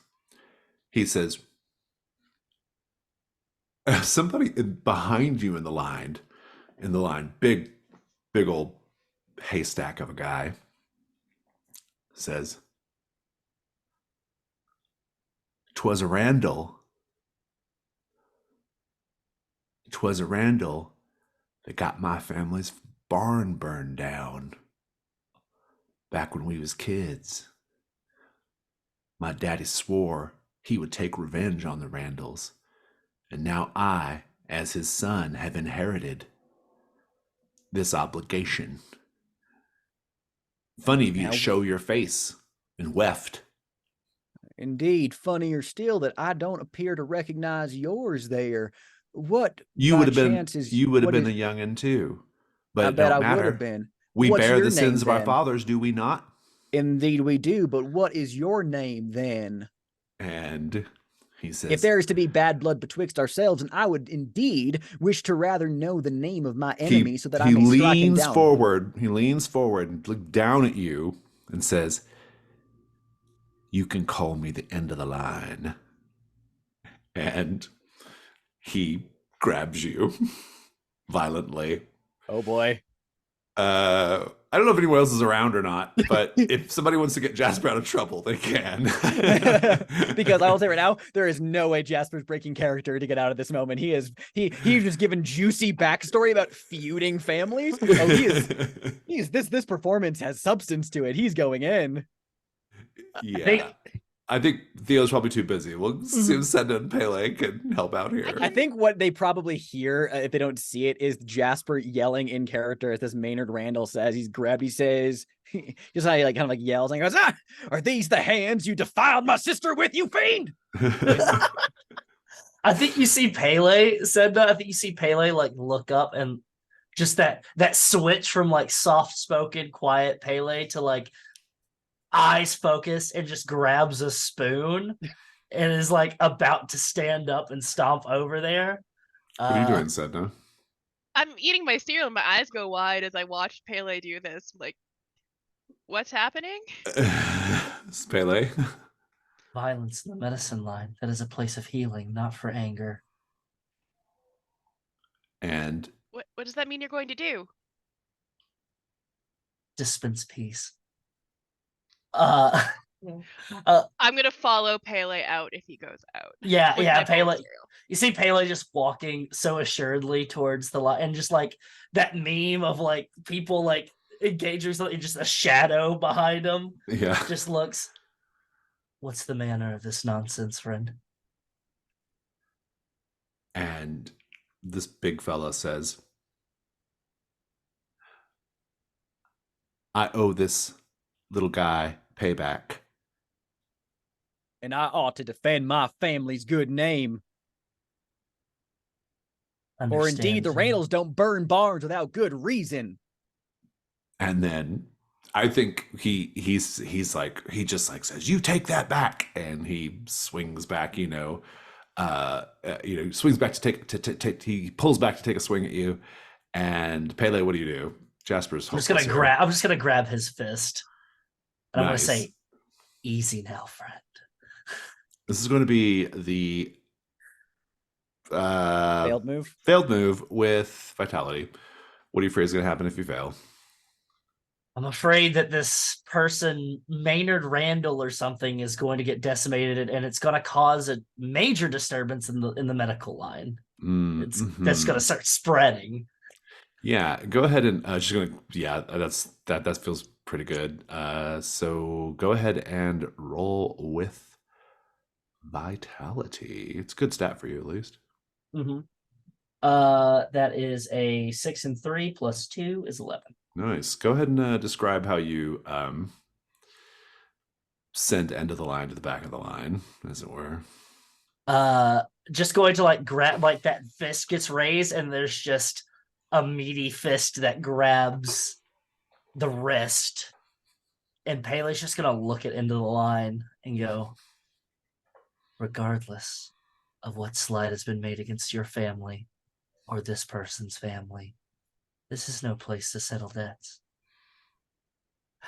I think it's best for you to go back to the line and cool off. And going to like clench the wrist just enough so that the fist opens. And then with the other hand, you're just going to see Pele slide a milk carton in the hand. Understood, friend? He's like, I like milk. I like milk too. It's nutritious. Makes your bones strong. And he nods and says, I received this with thanks to Sweet Jolly Crunch Tooth. Blessings be upon you, brother, into the line. I'm sure that there are other ways to move past your family's ire and the misfortunes that have fallen upon them. The other fella's like, we got to keep this line moving. My sores are weeping. I'm just gonna like a little too loudly. Jasper says, "Praise the custodians for keeping the peace in our fair town." Very good. And Pele's gonna look at Maynard Randall. No flash of recognition that it is Jasper at all. I'm just gonna go. I like how Jasper fools you too. That's hilarious. Yeah. Are you okay, friend? I have been better, but I'm doing the best I can be given the circumstances, times being what they are. Times being what they are. Go forward and have Thank a you, friend. bountiful day. Thank you. I will. Even the hottest embers can be stilled by the chillest milk. let's get some actual investigating in here today. Setna, you've kind of got the run of the place while everyone's distracted with all this business. What do you do? Um, I finished my cereal and I put the Good, yeah. bowl away, of course. Does that trigger a move at all? Sharing cereal with Uh, Sedna? I was eating because I was eating Pele's cereal. Mhm. I now have the condition Jolly. Oh, you're jolly. That's right. Yeah, very Yeah, good. so You we can get to burn it, see right? Yeah. Jolly It's a burn Setna. advantage. Yeah, Yeah, good. just get to use advantage. Love it, love it. So I shrug off my windbreaker, toss it over a chair, Mm, roll up my sleeves, mm, pull my hair back into a high ponytail like a mm. cheerleader, Oh yeah, good. Yeah. and start sort of just poking around in this. It's like an infirmary, right? And someone's house. house. It's Yeah. someone's house. Even better, I'm a poke around their house. Yeah, yeah. Yeah. What I assume, because we're looking for Well, any sort of the current question is basically what drives the angel, or how is the angel bound to the skeletons? There might be clues in Greater Weft to, yeah. for this. Yeah. That's kind of what I'm looking around for. If there's this angel kind of kicking around the area, then there's probably some sort of written evidence. Maybe somebody writes in a diary Yeah, or yeah. photographs. Yeah, I'm just kind of picking through their personal stuff. Go ahead and make the information move with composure. Focus. Focus, sorry. We're gonna put in the SRD, you can never change the stat names. That's a 12. Oh, very Ooh. good. Oh, very good indeed. I have a couple of ideas here. Let me figure out what Theo's doing and what everybody else is doing. We'll take a really quick break so I can coalesce my ideas, and then we'll come back and resolve things. Mhm. Theo, you are doing this work. You Yeah. are resisting the influence of Rides Beneath the Loam. And I'm curious, are you even like conscious of it? Like, do you know that Rides Beneath the Loam is inside of you? I think so, because Okay. like I am keeping it beneath my skin, but I feel it crawling around inside of me because I'm not really focused on my eternal organs. So that's a fun experience right there. You are getting to interact with lots of people from the community, so it might be a Yes. good opportunity to Yeah, meddle. that's Yeah. that was what I was going to suggest, Nespa, of just like making conversation, because like I Yeah. can't move anywhere. I'm kind of stuck probably like in a chair somewhere, like just like being approached by people, and just like I think it's just like a very crowded room around me. So It is going to be the information move with communion at disadvantage because of your various conditions. oh my god. Sorry. I yeah. You are a pox martyr after all. Yeah. I'm just sad all the time.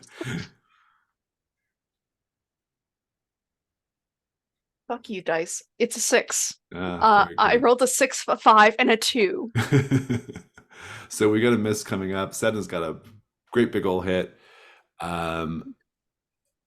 Jasper, I guess you never really learned anything. You just got into a confrontation. But I'm also not gonna break character, which means I go through the entire line and will be seen by Theo. Yeah, It's good. in character this whole fucking time.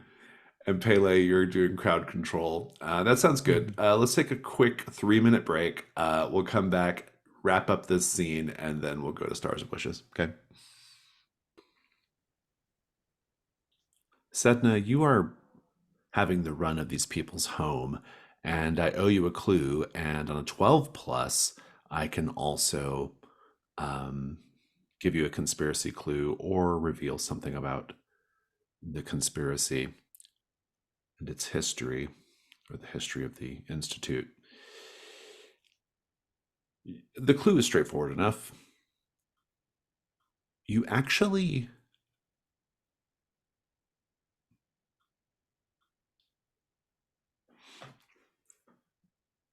the clue is pretty straightforward. You actually see, you've noticed it on the way in, and you notice it here as well. A lot of the houses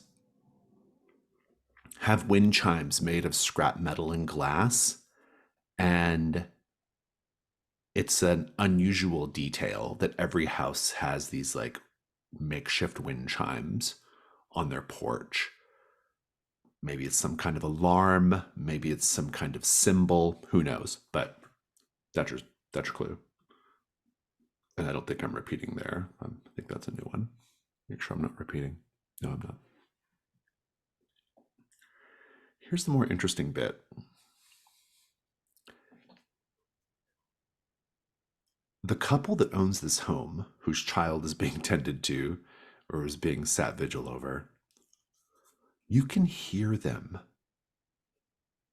on the other side of a basement door. So you're at the top of the stairs and there's a basement door, but they're like talking loud enough to where you can hear, and especially if you go down there and listen. I do. The man says, "Catherine, I can't believe you let that poxmonk in our house." "Well, Carl, what did you want me to do? Our little boy appears to be sick. I couldn't very well. I don't know who sent the poxmonk. I assume it was one of the neighbors. I couldn't not. But he's not sick."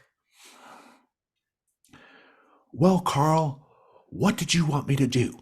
Did you want me to tell that person that we've been letting the Farragut Institute experiment on our children? Or worse, that we have a child partially transformed into a saint in our basement right now?" And then for next week, this has an implication for your miss, Theo. But you hear with them down in the basement, "Mama, Mama, when can I come upstairs?" "That's all right, baby. Just calm down. Everything's gonna be all right. The person from the institute said it won't last long." And we'll just wrap the session there. Let's go ahead and go to stars and wishes. Or no, end of session. No. What do we do here? Yeah, end of session. As in end of sessions. Yeah. That's right. Let me pull up my procedure here. Like how things work, the order of things into the. Well, yeah, there'll be a reference sheet someday, but let me see here. Layout, game chapters. Here we go. Game book structure. Quite an ending to the session. Let's collect rewards if an assignment was resolved. Still no assignment resolved. Answer end of session questions. Let's do that now. Starting at the top or the front of the sheet. Theo, did you engage with a god, angel, or other divine manifestation? I would say so. That rise beneath the loam is causing me stress. It is indeed. Did you go out of your way to connect with the local community? Yes, you did. You very specifically did. Were you vulnerable with someone? I'm not quite sure. It because I did kind of leave the group to do my own shenanigans. So yeah, I'm not sure if it quite set. I don't think you were any more vulnerable than you normally are when it comes to like helping people. So let's go over to Sedna. Did you engage with the god, angel, or other divine manifestation, Sedna? Other than seeing the crabs. Oh yeah, you did indeed. Yeah. Did you struggle with your personal faith? Not really. I don't think so. Were you vulnerable with someone? Not really. No, I don't think so. Yeah, I'm trying to think. I guess not. Yeah. Showing weakness, but more in like a whiny way and not in a vulnerable way. Fair enough. Jasper, did you engage with a god, angel, or other divine manifestation? I mean, technically at the start of the session, still carrying over from the ride's influence and all that. Oh, with the spores and like narrating the scene. So technically, but no, I just got credit for that last time. Yeah. Yeah, okay, that's fine. Did you undermine the orders of your superiors or use the assignment to pursue personal interests? I'd say like doing a bit of discontent in Weft for the sake of a performance, even if it was like, oh, I'm investigating, but mostly like doing it for the sake of performing is Yeah, it's contradictory unclear to like my why own- you what the Maynard thing was even for. Yeah, it was Like, it was yeah. mostly for his own interests of Your own acting. edification. Yeah. Did you struggle with your personal faith? I don't think so today. Pele, did you engage with a god, angel, or other divine manifestation? Mother. Oh yeah, mother. Were you vulnerable with someone? No. No, I think it was quite the No. opposite, actually. Yeah. Did you deliver a monologue about one of these various things? The natures of gods, the futility of individual choices, and the no, I mostly just scolded cousin and everything and said thank you for the information, then broke his arm and sent him on his way. Get the Very fuck out of good. here. Very good. All right, then. The next part of our procedure is to resolve moves that are resolved at the end of the session. Do we have any? Or do we have any verse prompts that need to resolve? I actually have a verse prompt Ooh. from our second session that I haven't resolved Oh, yet. please do. Yeah, read the Yeah. prompt to us first. So this one is, goodness, where am I on this? It's been such a long time. Flashback to your childhood, showing your first direct encounter with a god. We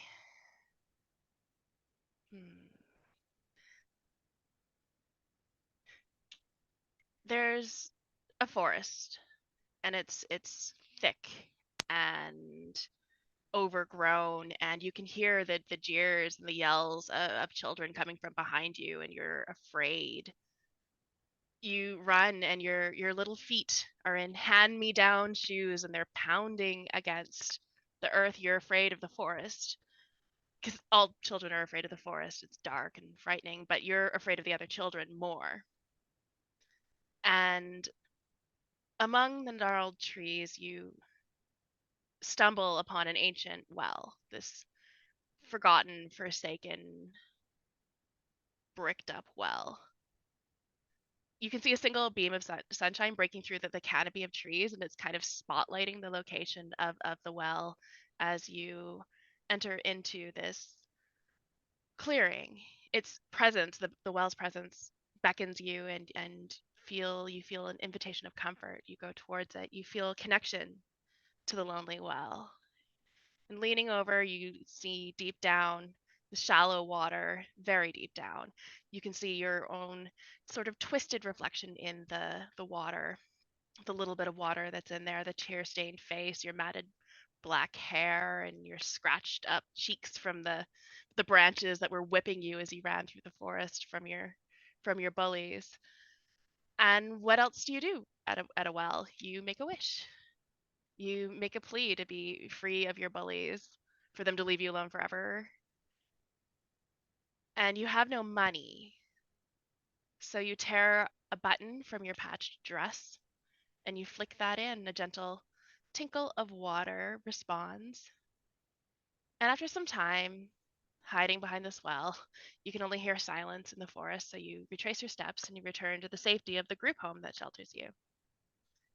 And as the days pass, rumors spread around town, tales of misfortune befalling children.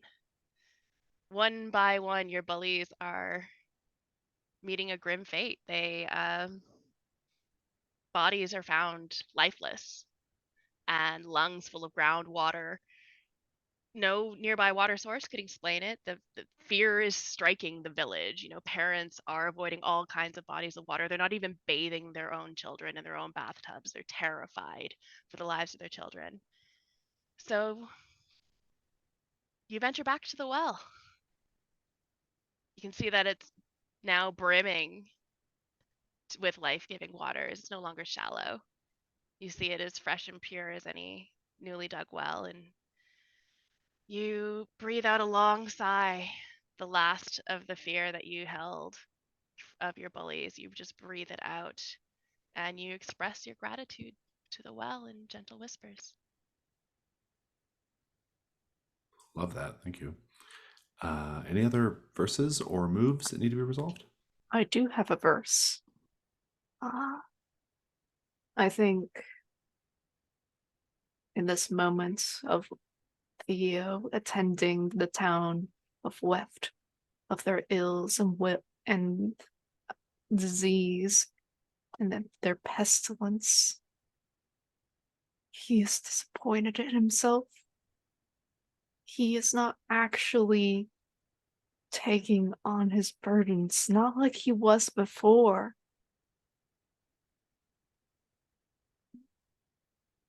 You, Hawkswater, Hawks Monk,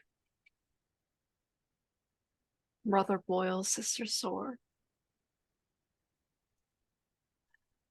You always think of monasteries with this sort of terminology, but that's a little closer to a field hospital. Always on the move, always traveling, performing services when you get enough of these people together. Everyone has their role. Some people are the faces of the group, performing more minor miracles of healing and whatnot. But they don't support the services. Because the services, they take on all the burdens. They take on all the illnesses. They are bedridden folk. Because to truly be faithful, you don't ignore the harm. You don't ignore the pain. So we see this scene of Theo looking so frail in his hospital bed, wheezing, breathing, as people come to him and touch his skin as he takes on their burdens. It is always worth it. And that is my verse of my adulthood, showing the parts of your life you neglected in pursuit of miracles. I like it. I think Sedna and Theo both can probably take an extra XP from end of session post narration of your verses. In Sedna's case, I would say you probably make a case for either personal faith or vulnerability, and then I think probably Theo, you showed a particular kind of vulnerability there with your your god. Fantastic. I think that's Stars and Wishes then. Whoever wants to go first. I'll go first today. I really love how we were able to slide right back into the storytelling here after a bit of a break, and especially in Amanda's case. I think what's really interesting about this game is there is so much negative space to play with and to fill in, and it's working great. Like I love how much the moves and the questions and just the situations that the characters find themselves in like lead to this very, very like this emergent world building. This we're crafting this like incredibly nuanced and complex world, horrifying world, and yet it also has these like really interesting like tones of there's the satire, of course, and there's like a little bit of like there's quite a lot of humor, and it's all just kind of coming together really nicely. And what I think this really, I think it actually really says something about the game, that you actually only gathered like one or two clues this session, if maybe just one, because the other parts of the game were firing off so much that like there was just stuff to do, right? Like, so I think it's fun that like there's so much like cool stuff to engage with. You have to have the investigation part of it, because otherwise what are the characters doing? You don't have a way of getting to these things, right? But it's nice that like that the game, that the setting has so much negative space, that the game lets you then explore, right? Like the game gives you the tools to explore that negative space, and I'm really, really enjoying that a lot. So I guess it's a combined star for the game, the setting, and the group of players. Really enjoyed the verses were great today. Really, really fun to see these characters in more depth. Love that scene between End of the Line and Jasper. That was a lot of fun. I really love that move. That move is really cool. It's probably getting rewritten. The Sweet Jolly Crunch Tooth is one of the last ones that needs to be dev edited, but I like it. I like because for people who are watching the video, if Jasper rolls well enough on that move, the character comes alive. They like become like a real character in the game. So there would be a Maynard Randall, which I find really fascinating. Um, so yeah, the Watcher in the Wings as a god, as a faith sheet, like it presents so many like wild, like world bending ideas, which is really fun. Really, really cool. I continue to love this exploration of Sweet Jolly Crunch Tooth and a lot of the like kind of the deep Jolly Crunch Tooth lore that we're getting. It's very, very fun. The whole Granny Grain thing was really terrific. I just love that because like the Grain Mother becoming Granny Grain, it's so Silt versus, right? Like it's such a Silt versus thing to happen, and so really quite liked that as well. I really liked the traveling scene, the journey scene with Sedna was really enjoyable. These characters are fun to see having alone moments. I think they function really well by themselves, maybe more so than some of the other CFP games. And yeah, and I like how Theo's move drove so much of the fiction today. Like it was like it just kind of drove the story in a really cool way. So um, even though we've not resolved an assignment yet, and you've only answered one question so far, we're still getting so much story, so it's hard to complain, you know. I can go next. Yeah, I agree. It felt so natural just sliding right back in after missing a session because I was having a little vacay in the mountains. Um, yeah, it felt. I mean, I had to listen to the previous session so that it was going on, but it did feel really natural just sliding right back into this character and this world. For stars, I really loved the prayer cards moment when people were narrating the prayer cards thing because it was just showing that really great balance of mundanity in this world and the existence of gods that's in the lives of these people. We know that this is clearly a very dystopia, but when you're in like you're living in a dystopia and you don't know of any other way of living, does it feel like dystopia? I don't know. So I feel like that really it's like that negative space thing you were talking about, Jason, about leaning into that and making this world just complete and full, and it feels like that when we play, which and it doesn't feel exactly like the Self versus world in the podcast, but it feels like it exists in the same, I don't know, It's like universe. parallel to it, kind of. Yeah. Like Yeah. I can imagine that Carpenter and Faulkner are off doing their thing somewhere else, and we They're don't out know there about it somewhere. because we Yeah. don't care Yeah. that much about what they're doing because we don't know Mhm. them. And I really love that. So big stars for everybody for contributing to the world building like that because it's so cool. Um, Jasper is the best. He's just the worst. I adore him. Every time you say the times being what they are, I can't help but like snort laugh. It's my undoing, and I have to like learn how to reel it in. But it's so funny, and I really That's liked the first the. time I did it in this campaign too. Yeah, it was a This marks the thing. beginning of it. Yeah, and Well, I'm not this is a gonna spoil carryover it. from the playtest. Yeah. Yeah, I'm not gonna spoil it for anyone, but it was I almost like I literally snort laughed when you did it. I really love the interaction between Jasper and End of the Line, which is a great wrestler name, by the way, and all of that stuff. And then when Pele came in to interact with End of the Line afterwards and showing that strange comparison of characters and Pele not knowing who Jasper is when he's in his other characters is wonderful. What is happening? I loved all of the stuff about Theo, taking on all these different conditions and taking on so many of them and having that be such a huge narrative force. That was really really cool. I think my wish is actually I want to see what happens when Theo's conditions become overwhelming. Like, there's a lot of weird combinations of these conditions that can really be a mess. So It's I a lot want to to play see. with for the keeper. Like the keeper has so many like buttons to push on the pox monk character. Yeah. Um, I want to see Theo be a mess. Really, that's gonna be a lot of fun.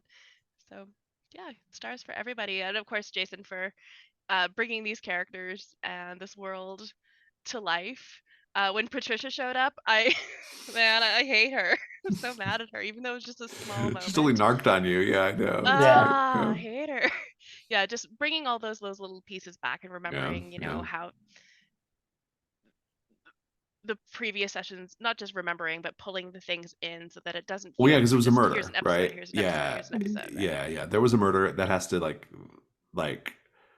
there has to be follow up on that, right? Like that can't just go unremarked upon, you know. So it's not it can be tricky business as a keeper, but so I'm glad you picked up on it.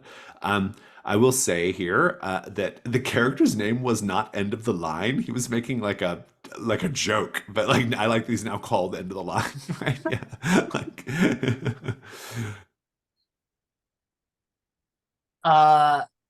Yeah, I want to echo a lot. We took a pretty decent break, and we just all fell right back into it. No issue whatsoever. We just all slipped right in, and it was a great time. I always look forward to Sunday games because I always know I'm gonna have a good time with y'all. Um, Big ups, bruv, to Jasper, with the creation of Maynard Randall and fitting him into Weft and utilizing him. I love this was a session of like there not being a lot of movement on assignments like significantly, but a lot of character work and a lot of like world building, and that was such like a delight to like see Jasper be like, no, you see, the play is the thing, literally taking that all the world's a stage and the play is the thing, and that is my focus, and that my craft is my focus. It was really good.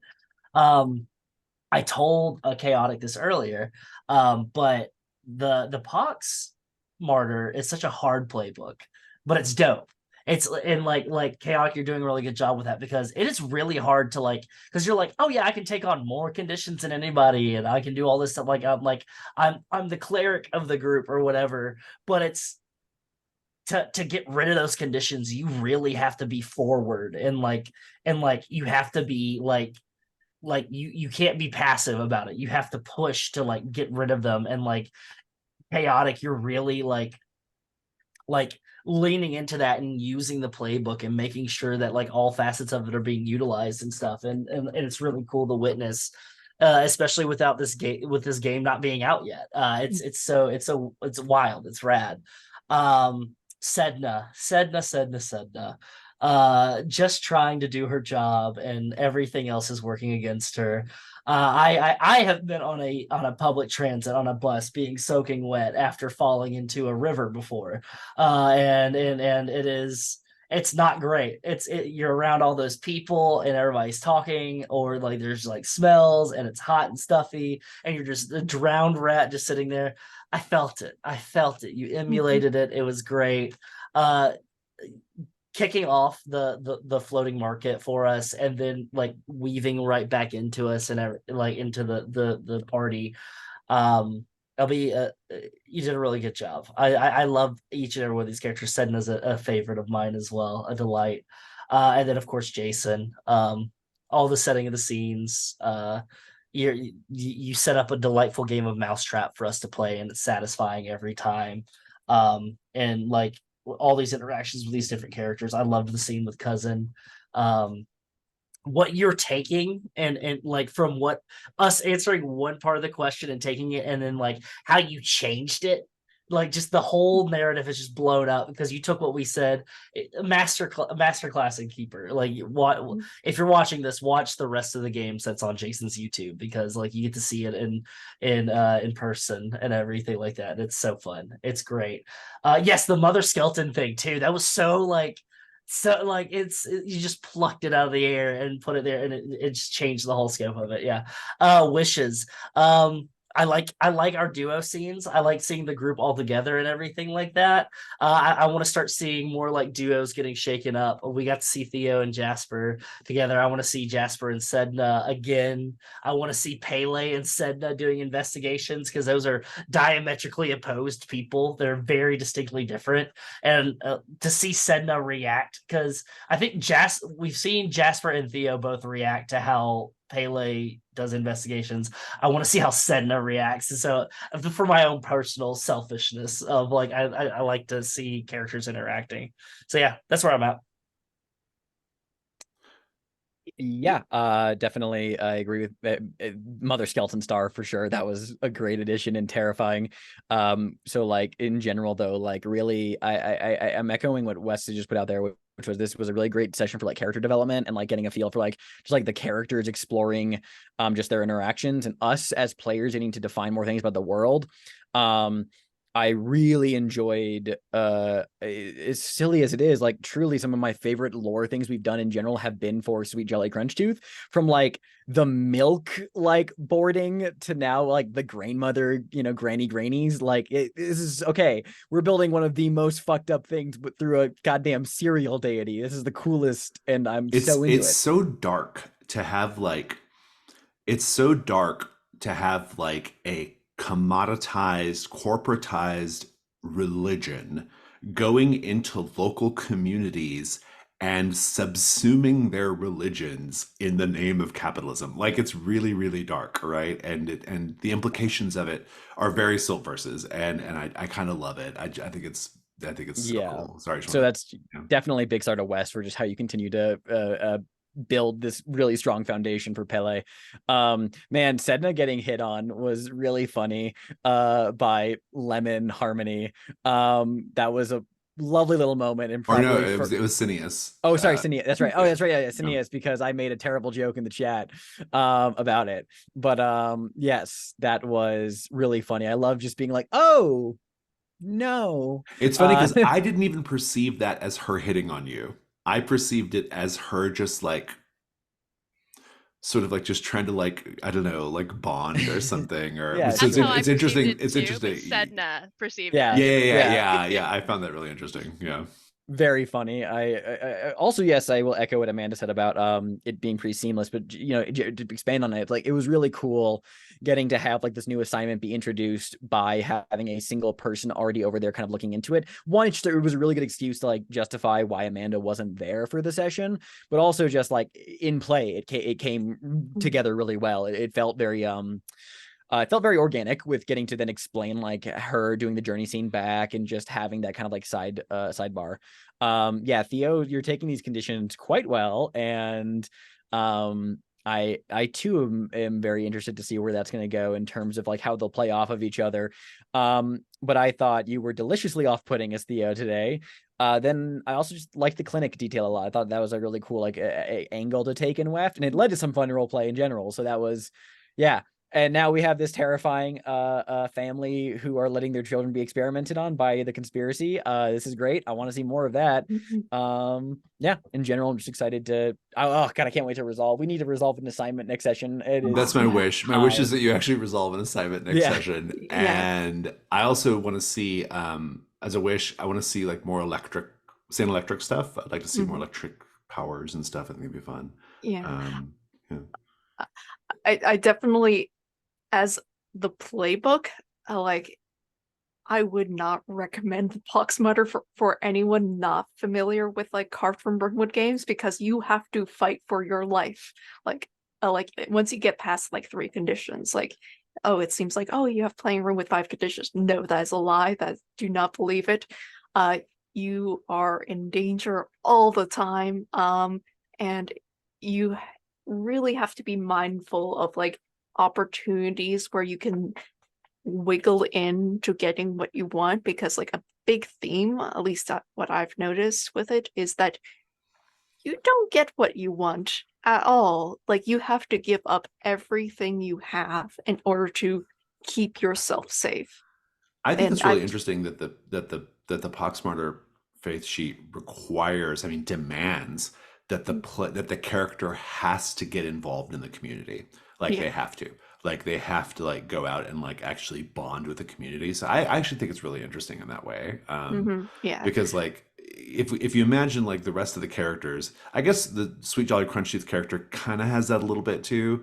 But like especially the way Amanda's playing Sedna and Jasper being so completely self-involved. Like I mean, if it wasn't Theo is the reason why you're even making any connections in the community, right? So yeah. Yeah. Like for as weird and like just like sort of dazed Theo has been with like just having like all these conditions thrusted upon him, like Theo was like, okay, well now I since like y'all are just investigating, I'm just gonna go away now, bye bye. But then no, it's like Theo just drags the group along anyways. Like it's just very fascinating to like see like how much it takes to clear condition for Theo, because like I've been rolling with like disadvantage the entire session, and I just found that to be hilarious. And I also really liked that Jasper being in disguise and like Pele not recognizing him, because I think Theo would, just by the nature of like his abilities and powers. Like I don't think really people can get disguises on him. Like it's just like, ah yes, I recognize that smell. It's just like, oh Maybe. man. Well, I mean, who knows, right? I don't think we know. I Yeah. don't think we know yet, yeah. technically speaking, but I would because I'm gonna have to think about that, because like I really want to see like how our faiths interact with each other, because I want to engage with other gods, but not like the gods of the assignment, but the gods of our faiths. Like seeing like getting like the seeing like Theo interact with like sort of the Watcher and the Wings more, or like the Saint Electric. I want to see that brought more on stage, and like it's very fascinating because like all the rest of the gods compared to like Theo's god, they really have a physical presence. Like they have like a sort of an avatar, but like the Poxmartyr, there really isn't one. And I really find that fascinating, like because it seems like the Poxmartyr is emblematic of disease. So it's just like my brain goes is expansive about this game. I love it so much, and I want it to be out. Jason, when will it be out? Because I want to run. Soonish. Yeah, soonish. It's well, honestly, it's mostly delayed because of my move, and then which then was immediately followed by Austria. So like, it's just it's all on me, honestly. But um, I have one last wish, which is I also have that wish. I'm curious to see your faiths relative to each other and kind of what that means, you know. But also, I'm very excited to start to learn like so the thing about these characters, which is maybe not super apparent if you're a viewer of the video watching it up to this point, is all of these characters are actually questioning their faith, right? Like despite Jasper's like zealousness for the stage, and despite all these other things, you know, and like Pele has given a lot. We got a lot of hints about Pele's questioning Pele's faith. Like that is really clear. But all these characters are, per the character sheets, like questioning their faith in some way, and also they have been conscripted into custodian service. And so I want to start learning why. Like I'm dying to know why Jasper's even here. Like what are you even doing here, buddy? And like there's obviously an answer, and we can't know it yet. But I think that's going to be exciting to see, because if we were watching the TV show of this, those are the questions we'd be asking ourselves as the viewers. We'd be like, why are they even here? Why are they even doing this? And it will get revealed at some point. But and hopefully we will have earned the reveal by the time we get there, right? So yeah. Like I definitely think like that some of like our faith questioning is like very subtle in certain cases, because like at least for Theo speaking, it's sort of a desperation to get back to the faith, but something is blocking that for some reason. Yeah, I mean, yeah, like I've picked up on a little bit of that. I've definitely picked up on Pele's issues with Sweet Jolly Crunch 2. I think yeah. they're hard to miss. Not that you're playing it unsubtly necessarily, Wes, but I just, I think you've probably leaned into it more than anybody else has.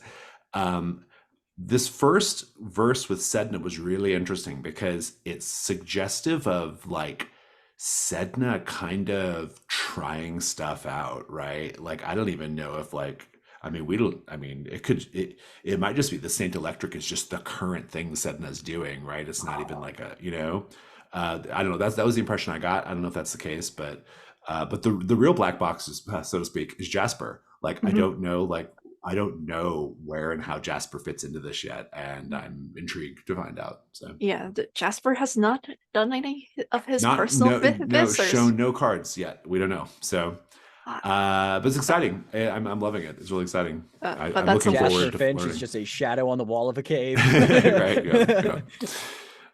Okay. Are there any other stars or wishes? We're way over time, but Star for this whole game. This is so much fun. I love playing this game on Sundays with you all. I'm excited to keep it going. All right. Then we'll wave goodbye to everybody.